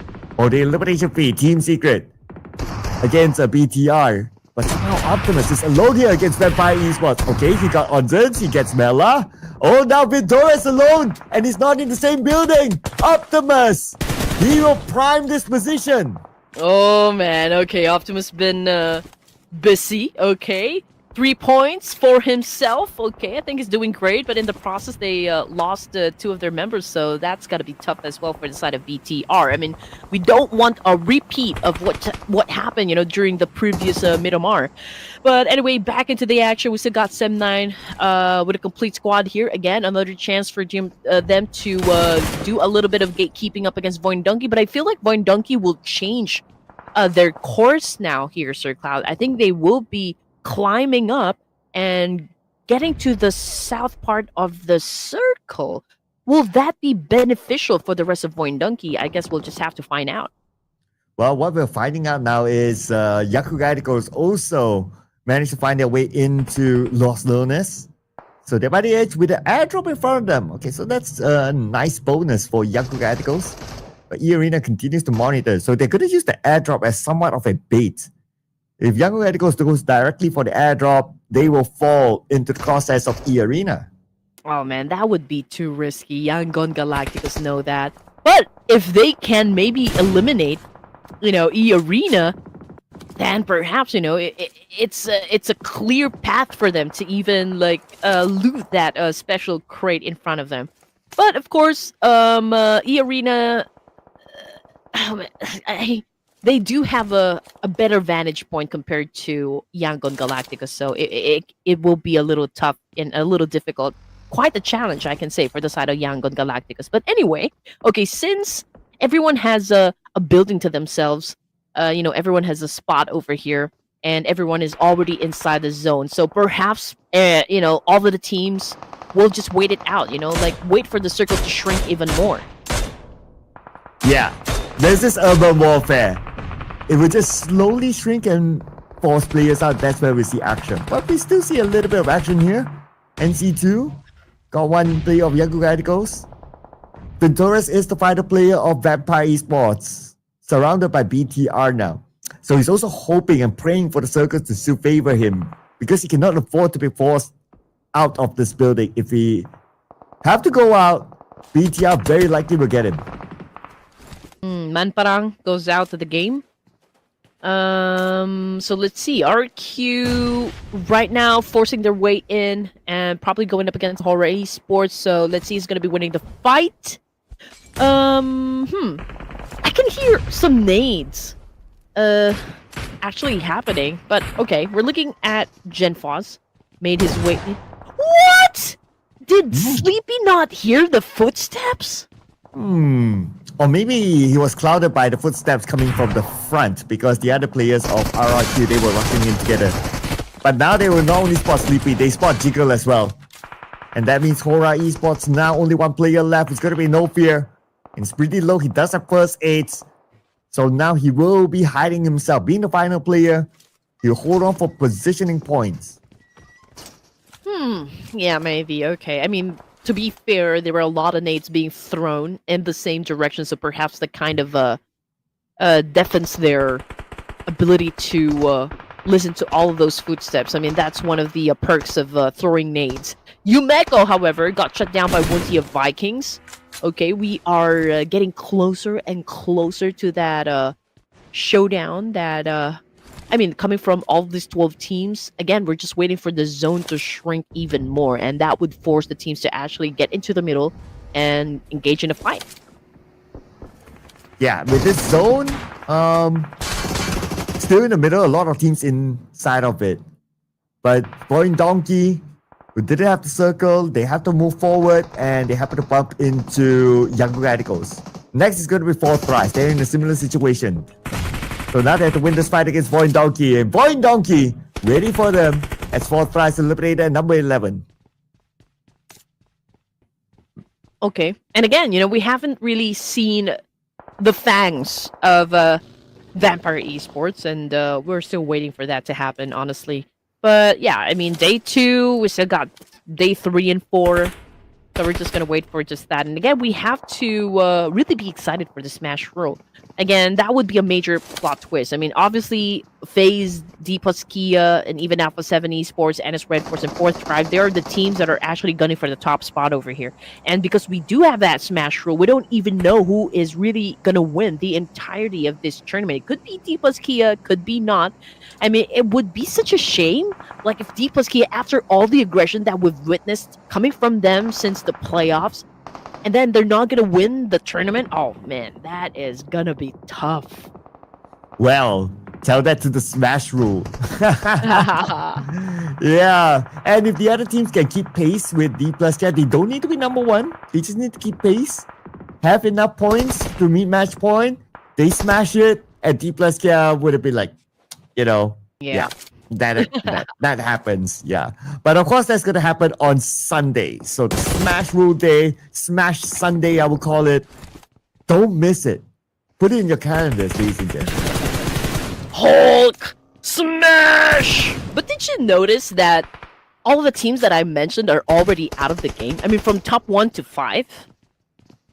Oh, yeah. So that means the competition, well, at least for this round, that is, it's going to be tight. Teams after the top 5 will gain points naturally, and they will close that gap. Let's keep the gap as small as possible to keep the anticipation high.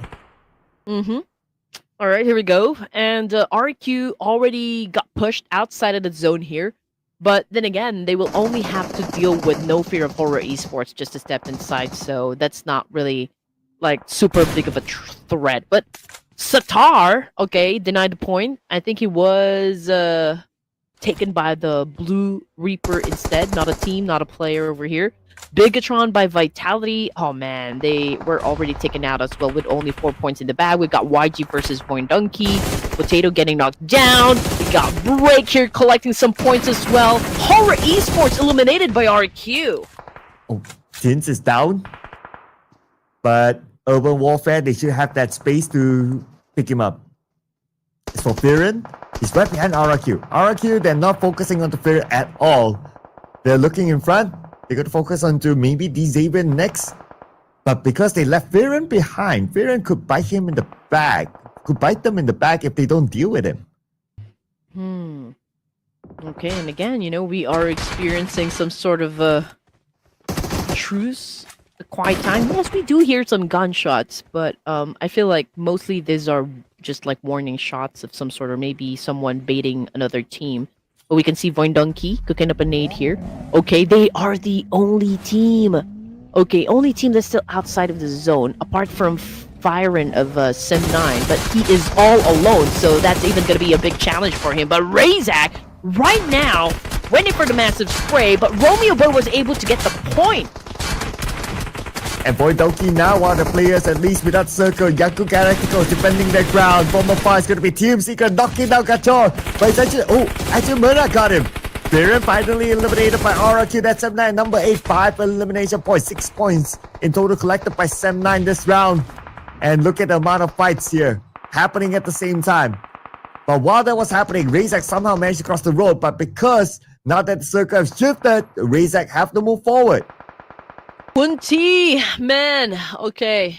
Taken down by RQ, D-Saver remaining quiet, but they are going, obviously, for the map control. Okay, the only threat to D-Saver right now would be RQ, since they're the only team close to D-Saver. But as for Donkey, they weren't able to step inside the zone. They got eliminated, which brings us down to just 6 teams remaining, and we are already at stage 8. Eventually, man, we are going to have 6 teams for the final showdown here, Sir Cloud. Oh, and here we go. 6 teams now. That includes Vikings, E-Arena, D-Xavier, RRQ on screen. And Break is crawling towards his teammates with the smoke active still. Won't he should be able to save him. But Dins, he will be in the same building as Turney K, 1v1. Okay, here we go. We got Jenfas on the ground. Coming from 2504 NC2 on screen at the top of the stairs here. Punishing the players of Yangon Galacticos, okay? That is an effective defense coming from him. And now Murnat Boy took a hit as well with that nade. But I think he's going to answer with one of his own, okay? A lot of nades. And there you go. Murnat Boy already down on top of that table, okay? But I don't think, he can be picked up for now. Joker from behind almost got knocked down by Team Secret. But it was Pat and Jean who retaliated up against RQ. Aha, here comes the rush team by Team Secret. Team Secret, they want to move towards the inner side of the circle. They have 2 players still. Okay, E-Arena, this is starting to be a mess here, ladies and gentlemen. 3 teams at least in the same building. NC2, getting ready. On the 2nd floor, he knows that somebody is just right below him. So who's going to make that next move? As Zero shows up in front of him, it's going to be Young Radicals. He got Murnat. Young Radicals, only Romeo Boy left. And Zerus will finish off Romeo Boy. And that is Young Radicals out top 5 now. Team Secret stepping up their gameplay, coming for the kill feed. It's E-Arena versus Vikings at the moment. Okay, this is such a great trade-off happening. But E-Arena seems to be on the losing end.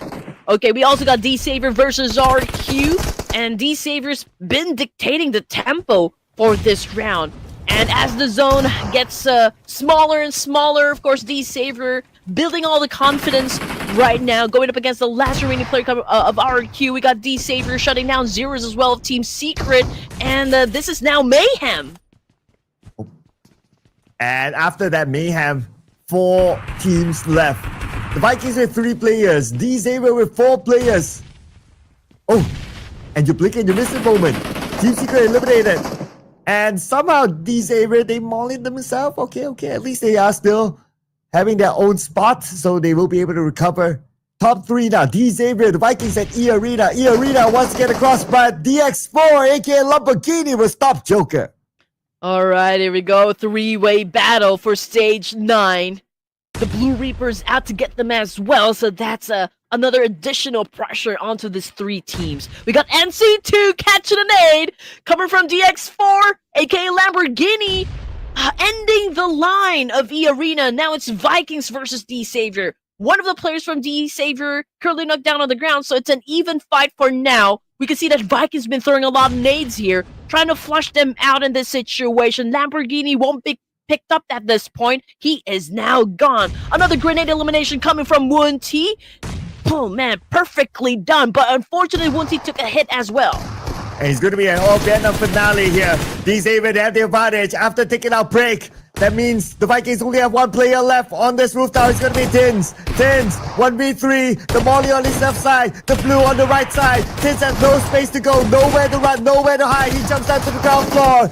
And the Sharks of these areas were waiting for him as they will lock in that chicken dinner with a rampage of at least 10 eliminations. Hey, this is what I'm looking for, right? I mean, this is the D Xavier that we know. And now finally they've shown themselves getting the chicken dinner for match number 9 here. Finally, Lamborghini and the rest of the gang is, well, showing their true form. D Xavier with maybe their final form and to push the number 1 spot. But because of their true form, they scored 10 eliminations. 20 points for D Xavier this round. But the last we checked, they weren't near the top spot. So to catch number 1, not yet. But at least this chicken dinner will bring them closer. Yep, after this game, they're definitely going to propel themselves, you know, maybe at the top of the charts here, which is, of course, absolutely perfect for the side of D Xavier. The only question I have for them right now, Sir Cloud, would be if they're going to be consistent, right? If they're going to be following through the remaining matches for this evening. Yes, they were able to secure a chicken dinner, but, like, is this going to be, like, the start of their aggressive gameplay for here on out?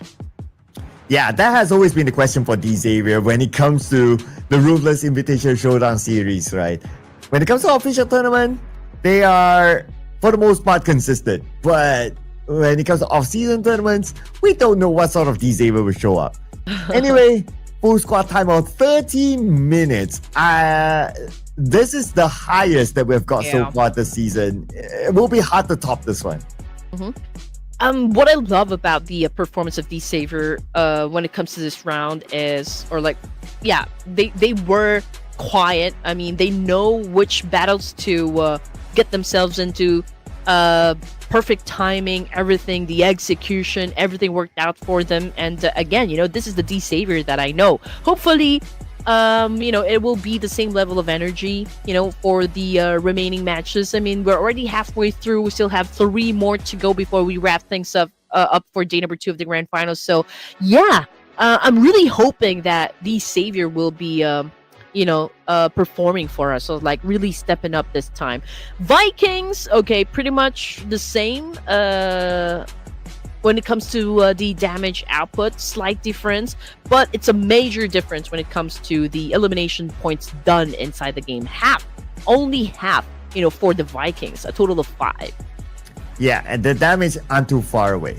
But our MVP, Mr. 2504 from D Xavier with 4 eliminations and 979 damage. What's with these players and also coming up with pseudo names? Okay, I recognize him. I just need to get a confirmation on my side. I'll come back on that. Yeah. And 2504. Okay, finally we have a face to the name here. The MVP of this round. Just a total of 40% team contribution, but I can say it's already high. You know, it's definitely been given a lot of support, you know, to the rest of the team here, which of course makes them very effective in the battlefield.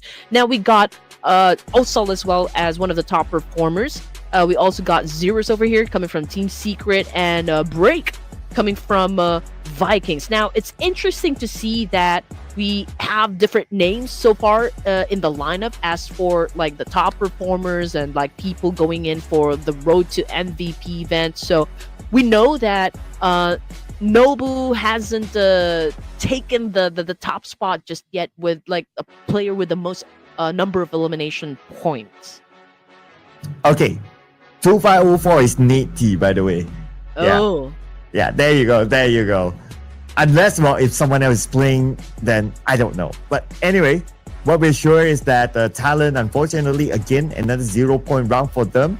So that means number 18 is still lingering around Talon Esports. And then we have FaZe Clan and Blue Squad also with 0 points. Alpha 7 this round, it's a very different round for them. Previously, they scored a lot of points, but only 1 point this time. Maybe Talon Esports would want to do a dramatic entrance of some sort, right? Like, I mean, they're letting, the other teams score a lot, and perhaps we will see them really go up the charts probably towards the latter games. I don't know, maybe, just maybe. I'm just trying to form a theory over here. But yeah, I do agree with you. I mean, I do love the fact that we saw this number go high, when it comes to the throwables inside the matches. So hopefully we see some more of that to happen. And as for the overall rankings, 119, the only team still with a triple-digit score. D plus K is still at the top with 2 chicken dinners. FaZe, Team Secret, Alpha 7, and it's Red Force. Those are the top 5 teams for now. Fourth Tribes obviously got pushed down the ranks, but then again, we are hoping for a comeback, onto the side of Fourth Tribes. I'm not even sure, sir. Are we playing for a certain prize pool, or are the teams just playing for the glory and the bragging rights? We will leave that to the mystery for our viewers out there, because we're not. Okay, never mind. But anyway, yeah, I was just pulling everyone's leg. We're supposed to keep mystery to all our viewers out there. But anyway, we'll keep that. We'll see if that will be revealed to us after maybe the grand finals, or maybe anytime. So if you want to find out, stay tuned, ladies and gentlemen. But we'll be heading to a short break, so don't go anywhere, and we'll see you all after the short break.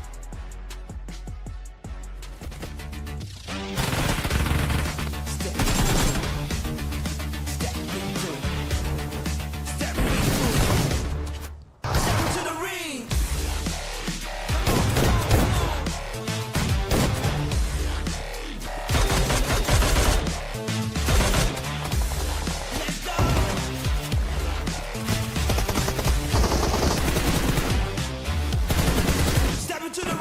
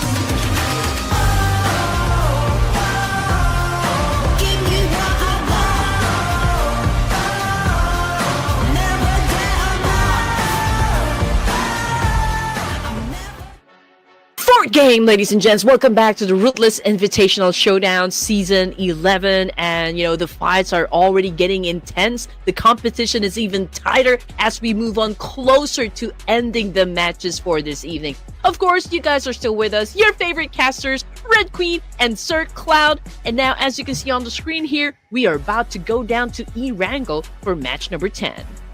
Yeah, and this is going to be the second half for today. Last 3 matches. Top E-Wrangle performance, we're going to revisit them. NS Red Force at number 1, followed by D Plus Kia, 4th Rise, and also E-Arena. But today hasn't been really 4th Rise overall. And I'm already thinking like, okay, which team am I going to pick this time around? NS Red Force, let's go. Oh, that was quick. I'm going stats. I'm going stats. You're same with Prod, huh? Okay, 2 NS Red Forces. Okay, if that's the case, I would go with D plus Kia on this one. Oh, okay. All the right. rivalry. The rivalry. Okay, I like that one. So we have a rivalry narrative here. Like, who's going to be the better South Korean team in this match? Yeah, let's go. I like it. Okay, window closed. We're locking in no changes. So, how about you guys? I mean, I can see you guys having a debate down there in the comment section, just talking about your favorite teams and why your favorite players is at the top of the charts here. But we'd love to know about your pick as well. Come on, I mean, join the fun, join the mini game that we have been playing. I mean, it adds a little spice, to our day. After all, we are just here to have some fun. Again, this is a community tournament, okay? This is just a chance for us to witness some of the clutch moves, some of the new rotation and experimental tactical gaming coming from the teams here. So might as well just be happy and let us know which teams you guys are rooting for. Yeah, tell us in the comments, ladies and gentlemen. But at the same time, don't forget to subscribe. If you have not subscribed, it doesn't cost you anything to show your support for the best off-season PUBG Mobile esports tournament around. We're already at 358k subscribers, so if we can make it 360k by the end of the day, Red Queen tacos. Man, you guys are crazy, man. I do love the fact that we have a lot of you watching this competition. I mean, 24 viewers, live viewers in the previous matches. Wow, that is amazing. And again, just continue on repping up your favorite teams and players and subscribing to Ruthless Hype Esports because, well, we are about to step in once again to the map of E-Wrangle to witness another showdown happen between the 18 teams that we have coming from our best regions. Yes, switching things up with a different map. Let's see what will change for these teams as we'll begin our flight path from Novo to Saberni, a right-sided flight path this time. Now inside of military base, okay, Team Secret is going to be there. The other teams really taking their time. And we did see like 2 different teams inside of military base before, but it could be only Team Secret this time. Could be. Okay, we don't exactly know if we're going to see some sort of mix-up in terms of the drop locations or maybe the drop clashes as well. I mean, no change at all for the side of Team Secret. I mean, they still went for Novo. I don't see RQ dropping in the military base, however, so that is something different, for the team here. D-Savior, I don't think it's going to change as well. I feel like they're still headed to Pachinki, but I do wonder if there will be a team here out of the 18 teams that we have in the game that would challenge up D-Saber for Pachinki. So we'll just have to find out and wait it out. Okay, as for Yasnaya, oh man, is anyone gonna drop around that area? It seems to me it's gonna be unoccupied. I wonder if Hora Esports is going to go there, but with the reveal of the first circle, yeah, going to Yasnaya is going to be okay.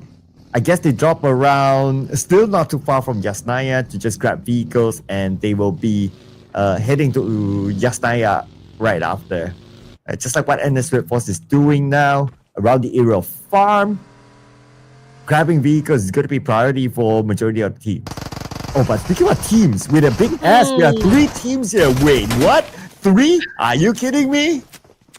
Nope, I don't think anyone's joking at the moment. Yes, we are witnessing a 3-way battle as our first match in Erangel.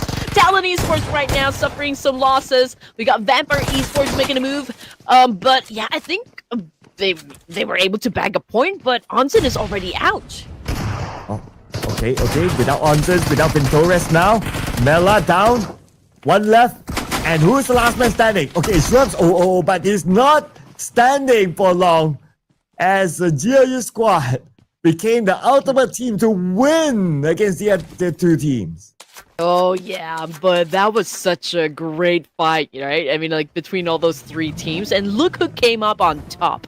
That will be GLU squad, trying to do a comeback. It wasn't like a very good game in the previous match, so perhaps this is the revenge as well. But anyway, we're looking at 16 teams remaining. We already have 2 teams out of the game, and now we're looking at Alpha 7. And yeah, they might challenge up the boys of Yangon Galacticos this early, just because they do have a clearance for this one. They do have that site. Well, Young Radicals not interested. They grabbed a monster truck. Yeah, I guess they were done with looting, and it's a quick loot for them this time. So they're not spending too much time inside of South Jogopool, but they're heading towards still E-Arena, not in South Jogopool, but in ruins. E-Arena ready. NC2 gets smiled, and another player of Young Radicals, Romeo Boy, gets tagged by Turney K, and Turney K shotgun moment. Only that monster truck blocking his sight. But Bernard, Micro Uzi, he's going to be out of bullets real soon. But still with his shotgun, he's able to come up with a big move that get NC2. Gets 30k just to be shut down by Alpha 7 from the hill. Yeah, it was so unfortunate though. I mean, for Yangon Galacticos, they escaped Alpha 7 only to be taken down by E-Arena. But you know what? Alpha 7 Esports also took advantage of this one because, yes, they did hear the fight, they anticipated the rotation, and they're reaping the rewards out of this. Obviously, E-Arena came from a fight, so they don't really have a chance, or they didn't really have a chance to lick their points just yet. So Alpha 7 kind of just, they stepped in and assumed all of those points. But yeah, we're looking at Vikings, and I'm just checking, okay, where they are exactly. Okay, they're over in Gatka, close to E-Arena as well, and Alpha 7. So perhaps they heard the gunshots, and they're maybe talking to each other. Okay, are we safe, or like, are we prepared to go into the fight? Oh, but the question will be also for Joker. But I guess the answer is going to be quite straightforward. It's like, okay, Vikings on top of the Kaka Mountain, Moment bleeding out, used as a hostage. The answer is, sorry man, gotta let you go. And plus he doesn't have any weapons at all. Nothing. Yeah. Right. Nil. Nothing. Not even utilities, not even armor. Surely not to get involved. If I was Joker, I would already be panicking. Like, it's hard, right? Like, how are you able to defend yourself? Okay, like, even if you have like the best skill inside the game, it would be hard to get to the latter stages, or even like maybe go up against at least a player inside the game with no weapons whatsoever. So that's gonna be tough on Joker. But yeah, I mean, that's the nature of the competition, I guess. I mean, you missed to get to the weapons, so I mean, you just have to like really be proactive with whatever situation you are in at the moment. But in the meantime, we're looking at Alpha 7, and they're over here at the south side of Jorgapool, pretty close to where Joker is. But I think, yes, they are hunting him down, but I'm not sure if he can get spotted, so hopefully the PUBG gods will favor him at least, or hear his prayers, man, because it's going to be difficult. Yeah, it's difficult enough for him, right, since he's the last player. But it is what it is. One player left, E-Arena, and the best that he could do right now is just to play for placement points. So let's see how far he'll be able to go, because we have 15 teams still, so it's still quite far before he's able to pick up even a single placement point. So playing it safe will be the playbook for Joker. Now, for BTR, they've been repeating this strategy. They've done this strategy before, which is to be on the outside of school. But okay, speaking of Joker, Carrillo sees Joker. Oh, Joker probably has no idea. Oh. Oh man, and you know what? GLU also did not take this drop spot again. So I mean, usually it's E Arena, Yangon Galacticas, and GLU squad in those crates. But yeah, it's a different thing right now. Okay, so we are seeing some alteration in terms of like how the teams approach this one. But everyone, okay, like all the 14 teams remaining here, still pretty passive. They're not going to any engagements just yet, but they're all clustering up once again down there in the middle. So I mean, NS Red Force close to M9, even REQ's close with Team Secret and even FaZe, Horror Esports already down there in the middle. But we're just waiting, you know, up until the teams decide, okay, maybe it's now time for a fight. But so far, it's still quiet. Yeah, because we've seen like what, 1, 2, 3, 4 teams eliminated, so there's a little bit more space. But Team Secret, they're going to take their own space here. RQ is ready to block them, and GK goes down out in the open. And another player, 3-3 from RQ also comes down. But look at the circle. Ooh, hardship towards the south, and we have the river at the southern side, which I doubt the circle will go there. It should go to the main peninsula. Back on the Team Secret and RQ. Yeah, Truncate down on the ground. Tran with a shotgun kill. Okay, effectively done. So Team Secret doing good as of the moment, but unfortunately FaZe is just right up behind them as well. So tough luck, you know, for the side of Team Secret. They have to deal with RQ as fast as they could. But it was hard, okay, because they got sandwiched in between. So RQ survives, and now they're about to face FaZe Clan. And FaZe Clan, they looked at the situation. They're definitely considering it. Okay, are they going to go? Or are they going to focus on to just rotations? Oh, looks like they're going to let this one go for now. Okay. So lucky them, FaZe Clan ain't interested. BTR, they could be interested to take this potato hill. There's another team on the other side last we checked. But BTR spread out. So they also want to make sure that no one else wants to take this potato here. Okay, it's D Xavier there. And Boy Donkey not too far. All right, here we go. D plus Kia on the screen. We do hear some gunshots actually just from the surrounding area. And I believe BTR is super close to them at the moment. And Chips has already picked up that. He opened fired, so Snipe definitely knows exactly where he is because he answered back with a spray himself, but it's a good thing that he was able to get behind that big rock. So far, D plus Kia, if we're going to be looking at the situation, I don't think they're ready to go into a fight just yet, so probably we'll wait for the circle to shrink once more. But then again, Donkey is getting closer and closer to D plus Kia, so perhaps, okay, a fight can go down. But from the kill feed, it's no fear from Horror going up against RQ. RQ's getting picked up. We got Yuhai as well from Sen9 joining the mix. There goes the jump shot with an S12K, not hitting his target just yet. So both of the teams are trying to dance it off. Break goes down. 4 traps is having an exchange as well. Okay. And Sen9 playing with 2 players. Made that only 1 player left. It's going to be Mika. And the jump shot came in by Duxie. They will win it against M9 and they will recover. Alright, esports just trying to get this player from RQ. It's going to be Lapa inside the hovercraft. He is forced to come out. The hovercraft was smoking up, and Horror Esports can easily follow up on that. Oh man, D-Saver also was able to get into the mix, with the exchange happening right now. With NS Red Force. Okay, let's see if they can follow through. So far, there's still a complete squad over here. Alpha 7 remains to be outside of the zone and not getting into any parties just yet. But look at that, Sir Cloud. Man, 50% water. Man, that means there will be a lesser amount of land to play. So we can expect more fights to come. Teams on the north rotating in, and that includes BTR, NS Red Force, and D plus Kia.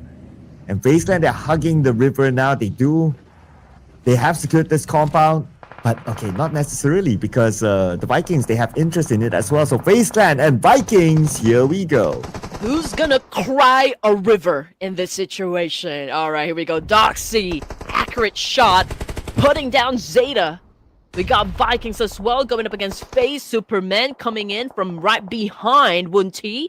We got 779, 771 throwing a nade, but unfortunately nobody's home. I mean, Vikings was able to back up, right? They were able to get to the second warehouse, and I don't think FaZe knows that. Oh, spray by Falak from afar. Oh, by the way, Falak is playing this round. Okay. So with Falak back, let's see if Forthrice will be able to bring in more points. Now rushing in on to Alpha 7. They want to take over this area from the hands of Alpha 7. Two players just right in front of IQ. IQ SFK. And now they was around Alpha 7. It's going to be a straightforward one by Forthrice with the numbers that they have. And they will be in a dominating position with 5 eliminations. 10 teams for stage 3. Alpha 7 getting picked up. And I believe they just got eliminated. Wow. That was fast. Okay. Here we go. FaZe. And it's Red Force, even D-Savior. We got Vikings as well, all together in just one spot here. Unfortunately, Falak, it was a hit-and-run situation up against GLU, and now he's out of the game. 5 points in the bag now for this side of Blue Squad. Can Forthrice still survive this fight? T24, it's all up to you, man. Yeah, T24. Last active player for Forthrice. And there are more teams coming in. And that includes D-Savior. Here they go. As Lamborghini cooks up this nade, 2 players from Blue Sky in front of him. Lobs it across. A bit of a premature cook. Will not land onto KF, but KF sends in the nade across. And here comes the rest of D-Savior. D-Savior, the moment they arrive, they rush in, they crash into the area. KF goes down. And Hexas tries to defend his ground all alone. Hexas will become down as well. One more player for the team. On the outside, it's going to be Noel and D-Savior. They come, they see, they shoot, they score. Oh, man. And it's a good thing, for the side of Forthrice, because when that happened, that actually gave them a chance to reset, okay? I mean, obviously, one of them was able to crawl back to T24, so there's a chance for him to get picked up in this situation. And as for D-Savior, I think they're going for a reset as well. But both the teams, man, they have to do it fast because BTR is just lurking within the area. Just look at that. Scouting. We got Snipe. Might be getting closer to where D-Savior is because they definitely heard that, those gunshots. And now a fight is already breaking between FaZe and Vikings as well. So it's going to be a great fireworks display now that we are about to leave stage 4. Oh, but BTR is bringing the fireworks to D-Savior. And Levi's eliminated. Okay, here is Sniper. Okay. With an 8. With his duo. No Nambun will get one. One more to go, which is Lamborghini. Lamborghini eliminated. Thanks to T24. But here is the fight between FaZe Clan and also the Vikings. And FaZe Clan so far so good, but Chopper and Red Bull needs help. Oh, here we go. 779, 771 was able to, of course, help the team. And now he has a chance to pick the team up to make sure that they survive up until the last few zones over here. But unfortunately, we still have to deal with tons of Vikings. Okay, this is a dance-off happening so far. Great shot coming from FaZe. And now the backup arrives. Here comes another dance-off. And man, still 779, 771. Well, he came up on top. Oof. Okay. And now they will have that area for themselves. But on the outside, Forthrice, T24 and IQ. The duo that's going to stop BTR from moving forward. But Optimus is in the circle behind Forthrice though. So Optimus could be the one to surprise them. On the inner side of the circle, we have NS Red Force looking at Horror Esports. But I doubt they'll be doing anything with this position. At most, if they get attacked, cool. But to follow up, nah, not the right timing. Oh man, I feel like Beanie is just probably saying to Horror Esports that, hey, I know where you guys are. I mean, it's not an aggressive shot just yet coming from NS Red Force, but what is aggressive is that, the push that came from Forthrice. Unfortunately, Optimus was able to set up a very good defense all by himself, by the way. So, I mean, there's a chance for him to pick up snipe. However, Gakor from Void Donkey, he is staying all alone inside that shack. And that's Red Force still in the shack, but okay. At another warehouse, D plus K, they came by, they finished our BTR. And with that, stage 4. Red Queen, stage 4. Top 5. Amazing. Everyone's going crazy as well. Okay, let's see if it can get even crazier now that we're down to 5 teams remaining at stage 4. Man, that was fast. This was a fast-paced E-Wrangle once again, so everyone's really hot on the triggers here. Okay. So Void Donkey, Gakor, inside the small house, he does have a sight onto the boys of NS Red Force, but then again, you know, they're still trying to come up with a plan on how to effectively take out NS Red Force because you cannot take them lightly. Potato as well as Razak right behind Gakor, so it would be difficult for them to really find a very good angle over here. Sky is scouting, he's rotating, he's trying to get some more information, and I'm pretty sure that he was able to spot Potato from outside of the zone. And as for Hora, they're staying up onto the northern side, so perhaps D plus Kia might challenge them, perhaps not, because so far it's a 3-1 split.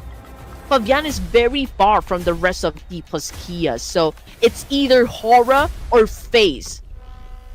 And D plus K, they're rotating towards the north, so very likely they will bump into Hora Esports later. But they left All-Star behind to just monitor the movement of FaZe Clan, who's in this compound. But very likely All-Star will follow through later on.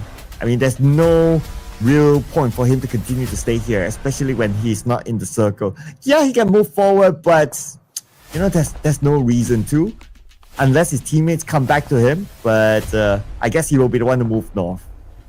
Yep.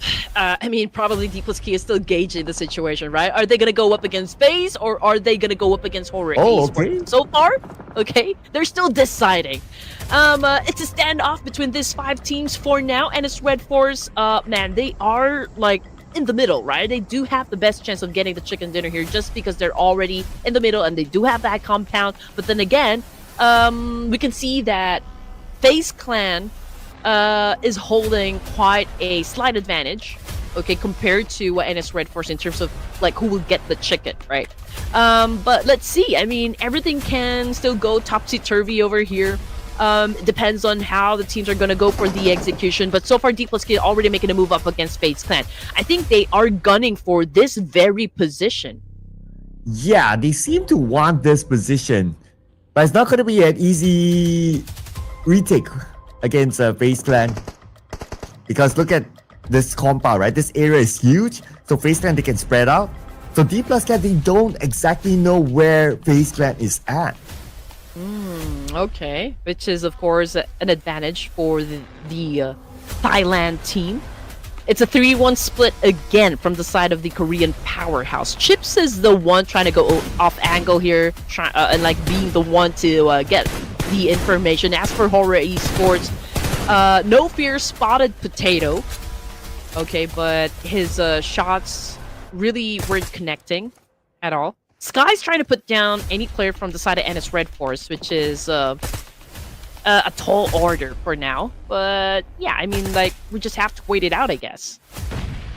Well, we might not need to wait that long because stage 6 is going to be upon us. And D plus K, they're starting to push onto FaZe Clan.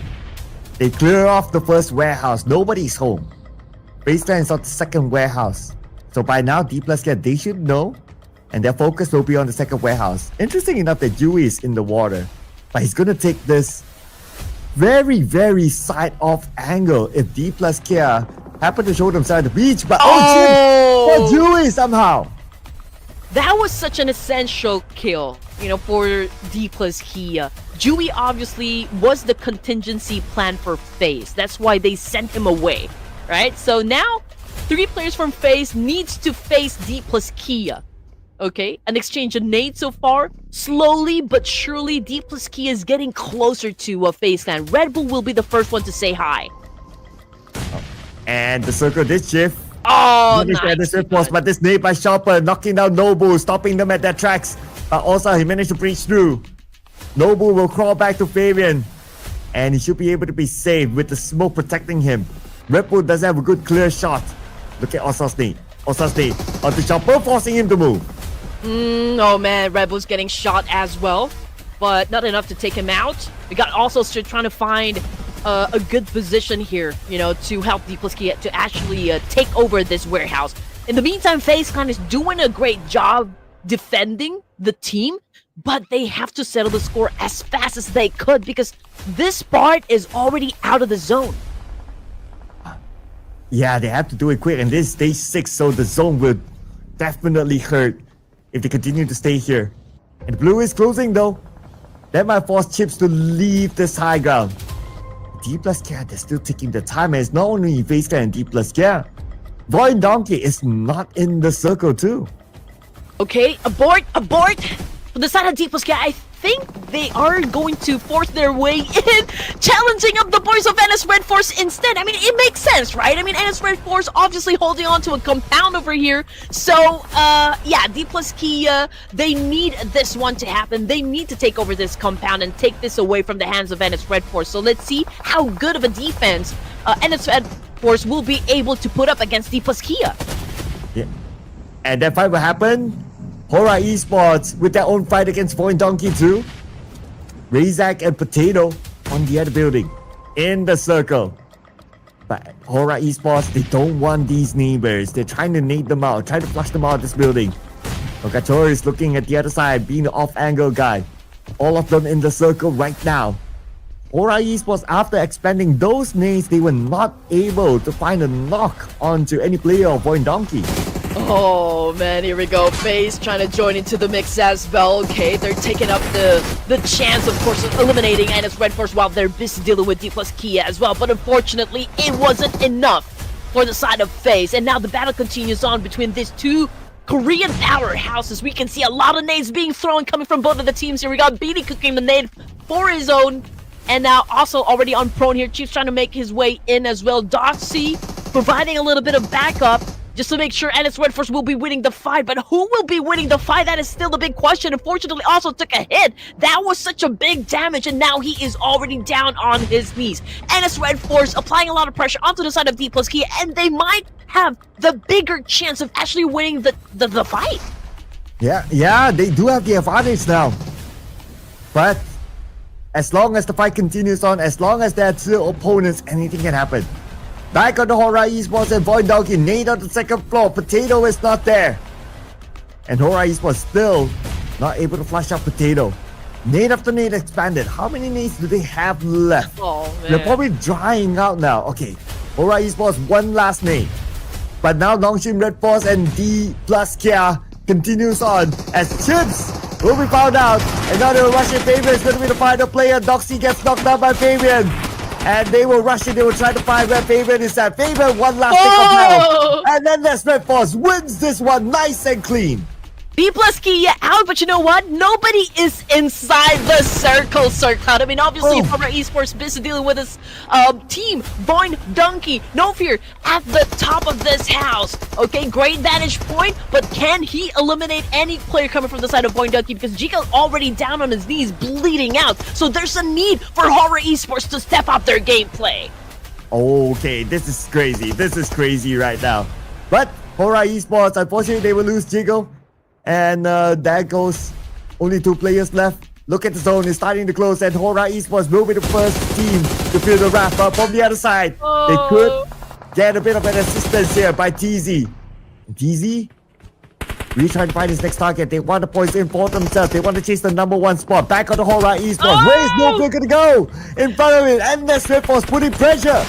It's a nerve-wracking situation for both Void Donkey and Hora Esports, but you know what? Biddy and Doxy already got impatient over here. They will be joining the fight, but you know what? TZ and XEY will remain inside the circle just in case Beanie and Doxy gets eliminated. So this is going to be interesting as every team keeps us at the edge of our seats.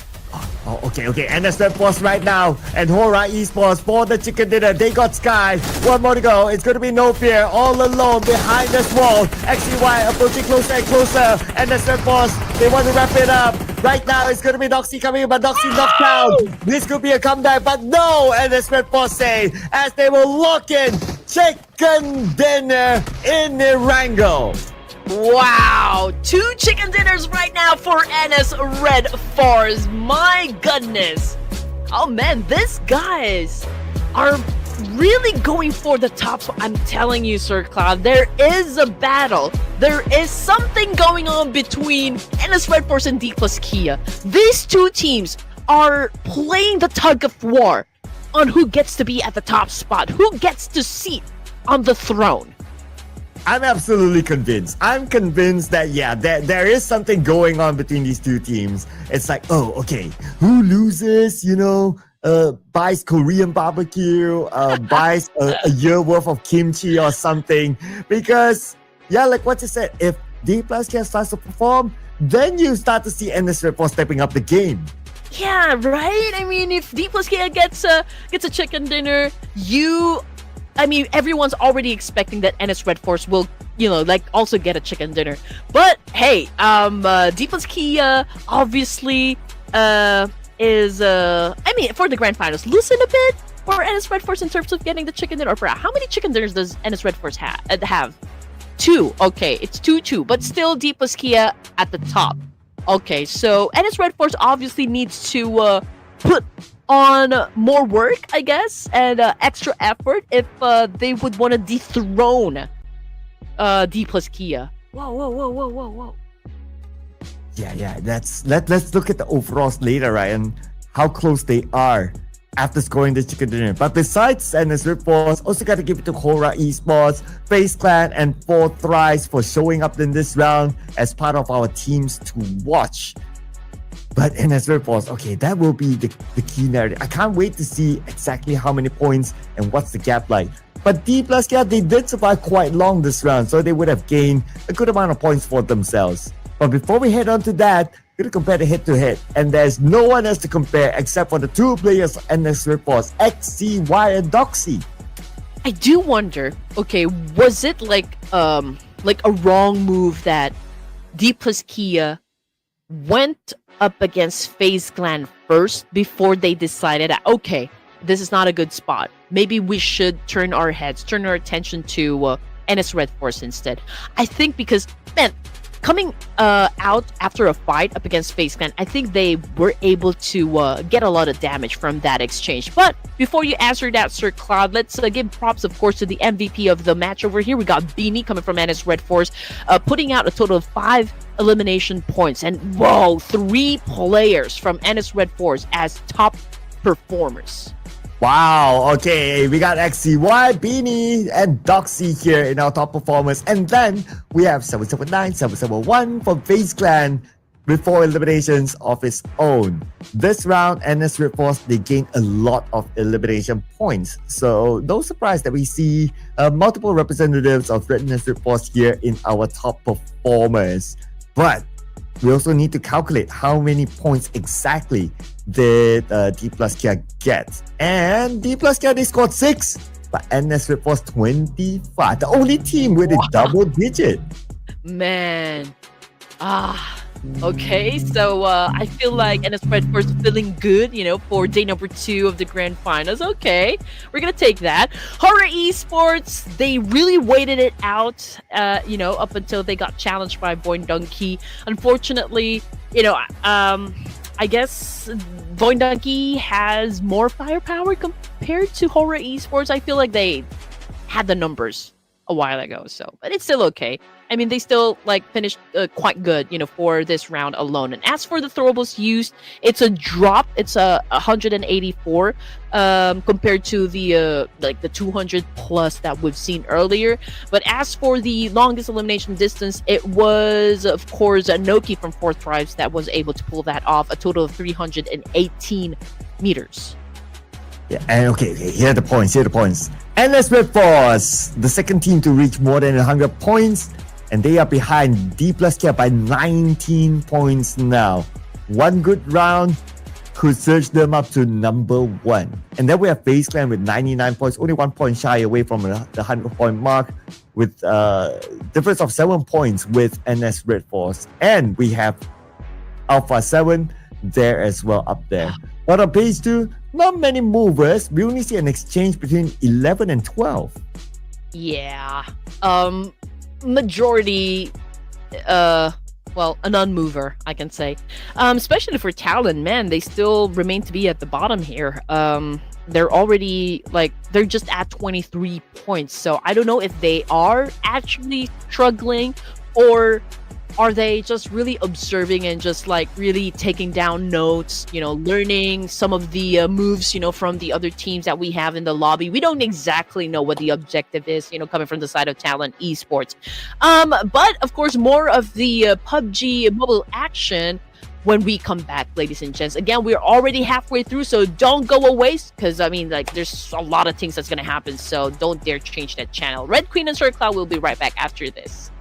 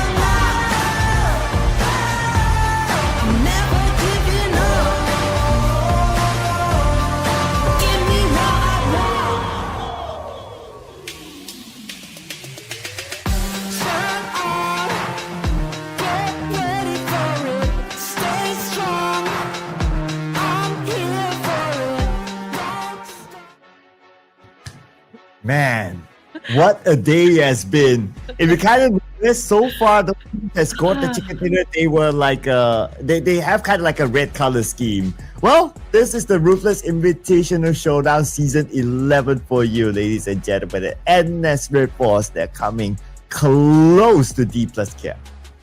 Oh yeah, that is for sure. Man, I have to I really have to calm down, you know, like every engagement that I see inside of Battlefield is kind of giving me the mini heart attack of some sort. But we're down to our final 2 games here, Sir Cloud, and again, it's still Korean teams that's been topping the charts.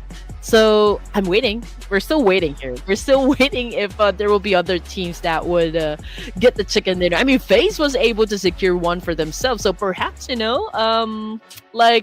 gonna be a different team that's going to dominate for the final 2 rounds this evening.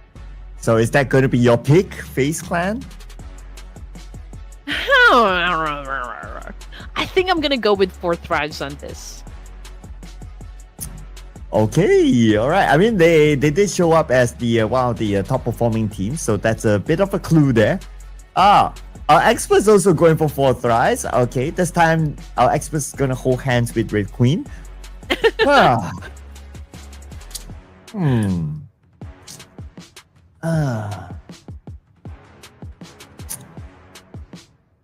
Let's bring out. It's time. Let's bring it up. It's time. It's time. It's time. Let's bring it up. Let's bring it up. Let's bring it up. It's time. Okay. Yeah. All right. I mean, they got close to securing a chicken dinner. Unfortunately, the zone just really didn't favor them, and it was pretty interesting to see that it was an empty circle right before NS Red Force took the win. So that was pretty intense, I can say. So perhaps, for the last Erangel, since they came this close at securing the chicken dinner, maybe they can pull off the chicken dinner this time. But again, 4Thrives, it's me and the production's choice of teams. So maybe Falak, I'm counting on you, Falak. But at least we know for sure that, we know that he played in the previous round for sure. Whether he'll play in the next round or not, we don't know. But yeah, I mean, if Falak is around, then it's very, very likely we'll see him put on the show. So, Erangel, this is going to be the last Erangel for today before we end the day in Miramar. Let's fly in! Oh, okay, here we go. Last Erangel, ladies and gents. Okay, final chance for the teams to milk this map. Majority of teams actually treat this map as their bread and butter. So let's see, who's gonna dominate. Okay, who's gonna get the top spot for this round? Oh yeah, this is the round. This is the round here. For them to bring in as many points as possible before we switch it into Miramar. Now we're gonna see a lot of Korean faces here on our stats. It's either D+ here or NS Red Force. And we still have Falak in between. And also No Fear. And you know what? During the first day, we didn't even encounter any players coming from NS Red Force and even D+ Kia when it comes to the game titles that we have over to the left side of the screen. So how fast were they able to take those titles out of the hands of the likes of Bumblebee of BTR? I know, right? That also means that there's a chance that we will see a new MVP by the end of the day. And we haven't seen the best of Bumblebee, just like how we saw yesterday. So it's very likely to swap over to someone else. You're absolutely right. But okay, this is the first time I've seen a Voindoki drop in the military base. Okay, and again, we got Vikings back on the screen here and just punishing the players of D-Savior. But Teens and 1T knocked down on the ground as well. Well, this is an interesting fight. It's all okay, it's a machete round for stage 1. Okay, and Superman is the last man. He found a pistol, and that's D-Xavier just falling apart, so to speak. But it was breaking that fight, but yeah, it's now only Levi's left for D-Xavier. And he's still going for it. I don't think he has any weapons at all. No, he turned the other side. Yeah. Not getting to the weapons first can be extremely catastrophic, for any other teams. But yeah, I mean, D-Savior did survive, but then again, we're talking about the last surviving member. So again, that is not how you want to start the game. But anyway, it's a fortunate situation, I can say, for the side of Vikings. At least they will have a chance to hunt down that remaining player and get some more points, But now we're looking at GLU this time. Versus Talon Esports. KF is already cooking a nade. Xerus is just waiting for any of the players of from Yangon Galactics to step within his line of sight, and he will definitely retaliate. And Yangon Galacticos changed their drop spot as well this time. No longer playing in South Jogo Pool, but they have to face off against Team Secret. Okay, here comes GK. Nate, second floor. Smile is not there. And on the minimap, Mernad is at the... Okay, maybe that's a hovercraft. I think Mernad is bringing a hovercraft here to support his teammates. And he will arrive. So Xerus found Smile with a shotgun, and Smile immediately eliminated. 3v4 now. Well, he's not smiling now. Back to the lobby for him. But hey, we still have a complete set of teams here. Okay, still got 18. Team Secret continues to have a fight up against Yangon Galacticos. We can see GK's cooking up a nade here. Ooh, Micro Uzi. Let's see who's going to be winning the fight. Boom! Oh, he almost got caught sleeping over there. Yangon Galacticos now has a chance to defend himself, but unfortunately, Romeo Boy is all alone to deal with the situation. Same thing goes for Say Cloud. So Team Secret again winning the fight. And Team Secret, Zhang was ready. Zhang was ready there. Yangon Galacticos 0 points, unfortunately. Now, we're going to see the two Indonesian region teams, Crew Squad and Talent, with Hughes fighting back. And Noel will be eliminated. But they're not out yet. Stickley is still here, circling around. And KF comes in, and they will continue this fight with Talent. They know they have the man advantage. Talent only has 2 active players now. Man, I don't even want to say anything at this point. So Talent Esports being at the bottom of the leaderboard, they know that they need to pick up some LMs, if they want to stay in the game, because it could be hard, to catch up with the other teams here. But hey, I mean, it's not too late just yet, for the side of Talent. But anyway, 2 active players are waiting for the side of Talent Esports. We got GOU Squad feeling all the confidence, and now they're moving in, hunting down the remaining players of Talent Esports, and there you go. Confirmation coming through. Talent getting eliminated with only 1 point in the pocket. Well, 1 point is not good enough to bring them out of number 18, so they will be still rooted down there. It doesn't have to be with the fact that Void Donkey, 79, Vampires was still in the game, and they can potentially take points to create a gap against Talent.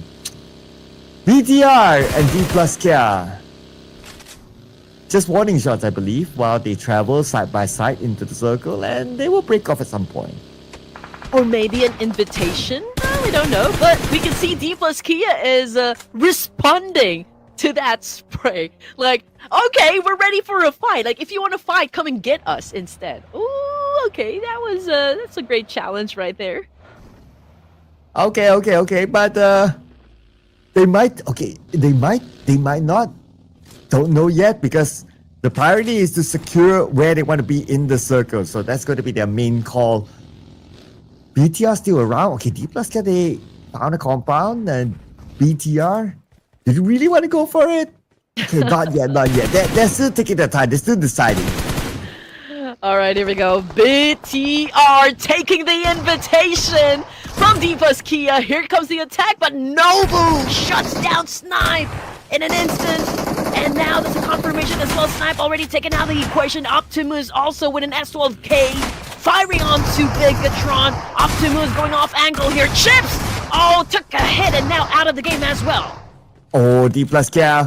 Only 2 players left. It's going to be Novo and Fabian. And Fabian, okay, he will pick up his teammate. Looks like a BTR. A bit of a failed push there. And D plus K, 4 elimination points collected. Now we switch over to the left side. Bridge is 4 tries, stopping Void Donkey from cutting across. Alright, 4th Rise getting into position over here, punishing Potato. Unfortunately, Zeta was able to put him down as well. So this is such a great exchange happening over to the West Bridge. Obviously, we can see that Void Donkey also getting a lot of damage. I mean, no key from 4th Tribes had already been taken out as well, so we only have 3 playing for 4th Tribes. It's the same thing for Void Donkey again, but now 4th Rise was able to take most of them, so they're down to their last active member. But across is Zeta, the final player of Void Donkey. It's gonna be really hard. Behind him, there's Falak, and there's also someone else waiting on the other side too. Palak sees him, and that is the final player of Void Donkey eliminated. 1 point, so they will still remain at number 17. Okay, but it's a great win, I can still say, coming from the Fourth Thrives. They bridge camp, and that was a great execution still, coming from Fourth Thrives. Although in the process they lost 1 player, but it's still pretty doable. But anyway, we're now looking at Vampire Esports going up against NS. And we all know how deadly Vampire Esports can also become in any situation. So let's see if they can take down this powerhouse. And Vampire Esports, they are powerhouse themselves. And they have 4 players. Oh, but TZ tagged 1 player. That's good with Shrubs. Then Torres, he sees TZ. He's the off-angle guy. He was the one that tagged Shrubs earlier on. Onzen's fire back, but TZ got away. Okay, we got Vampire Esports. Not done. Challenging up Ennis. Binny. Okay, I think just trying to heal himself up, but obviously Ennis Red Force trying to flush out Miola from this house, and it's so amazing Miola's not even taking some damage. Ooh, but look at this. NS Red Force, they will lock in this compound for themselves, and Mela is out.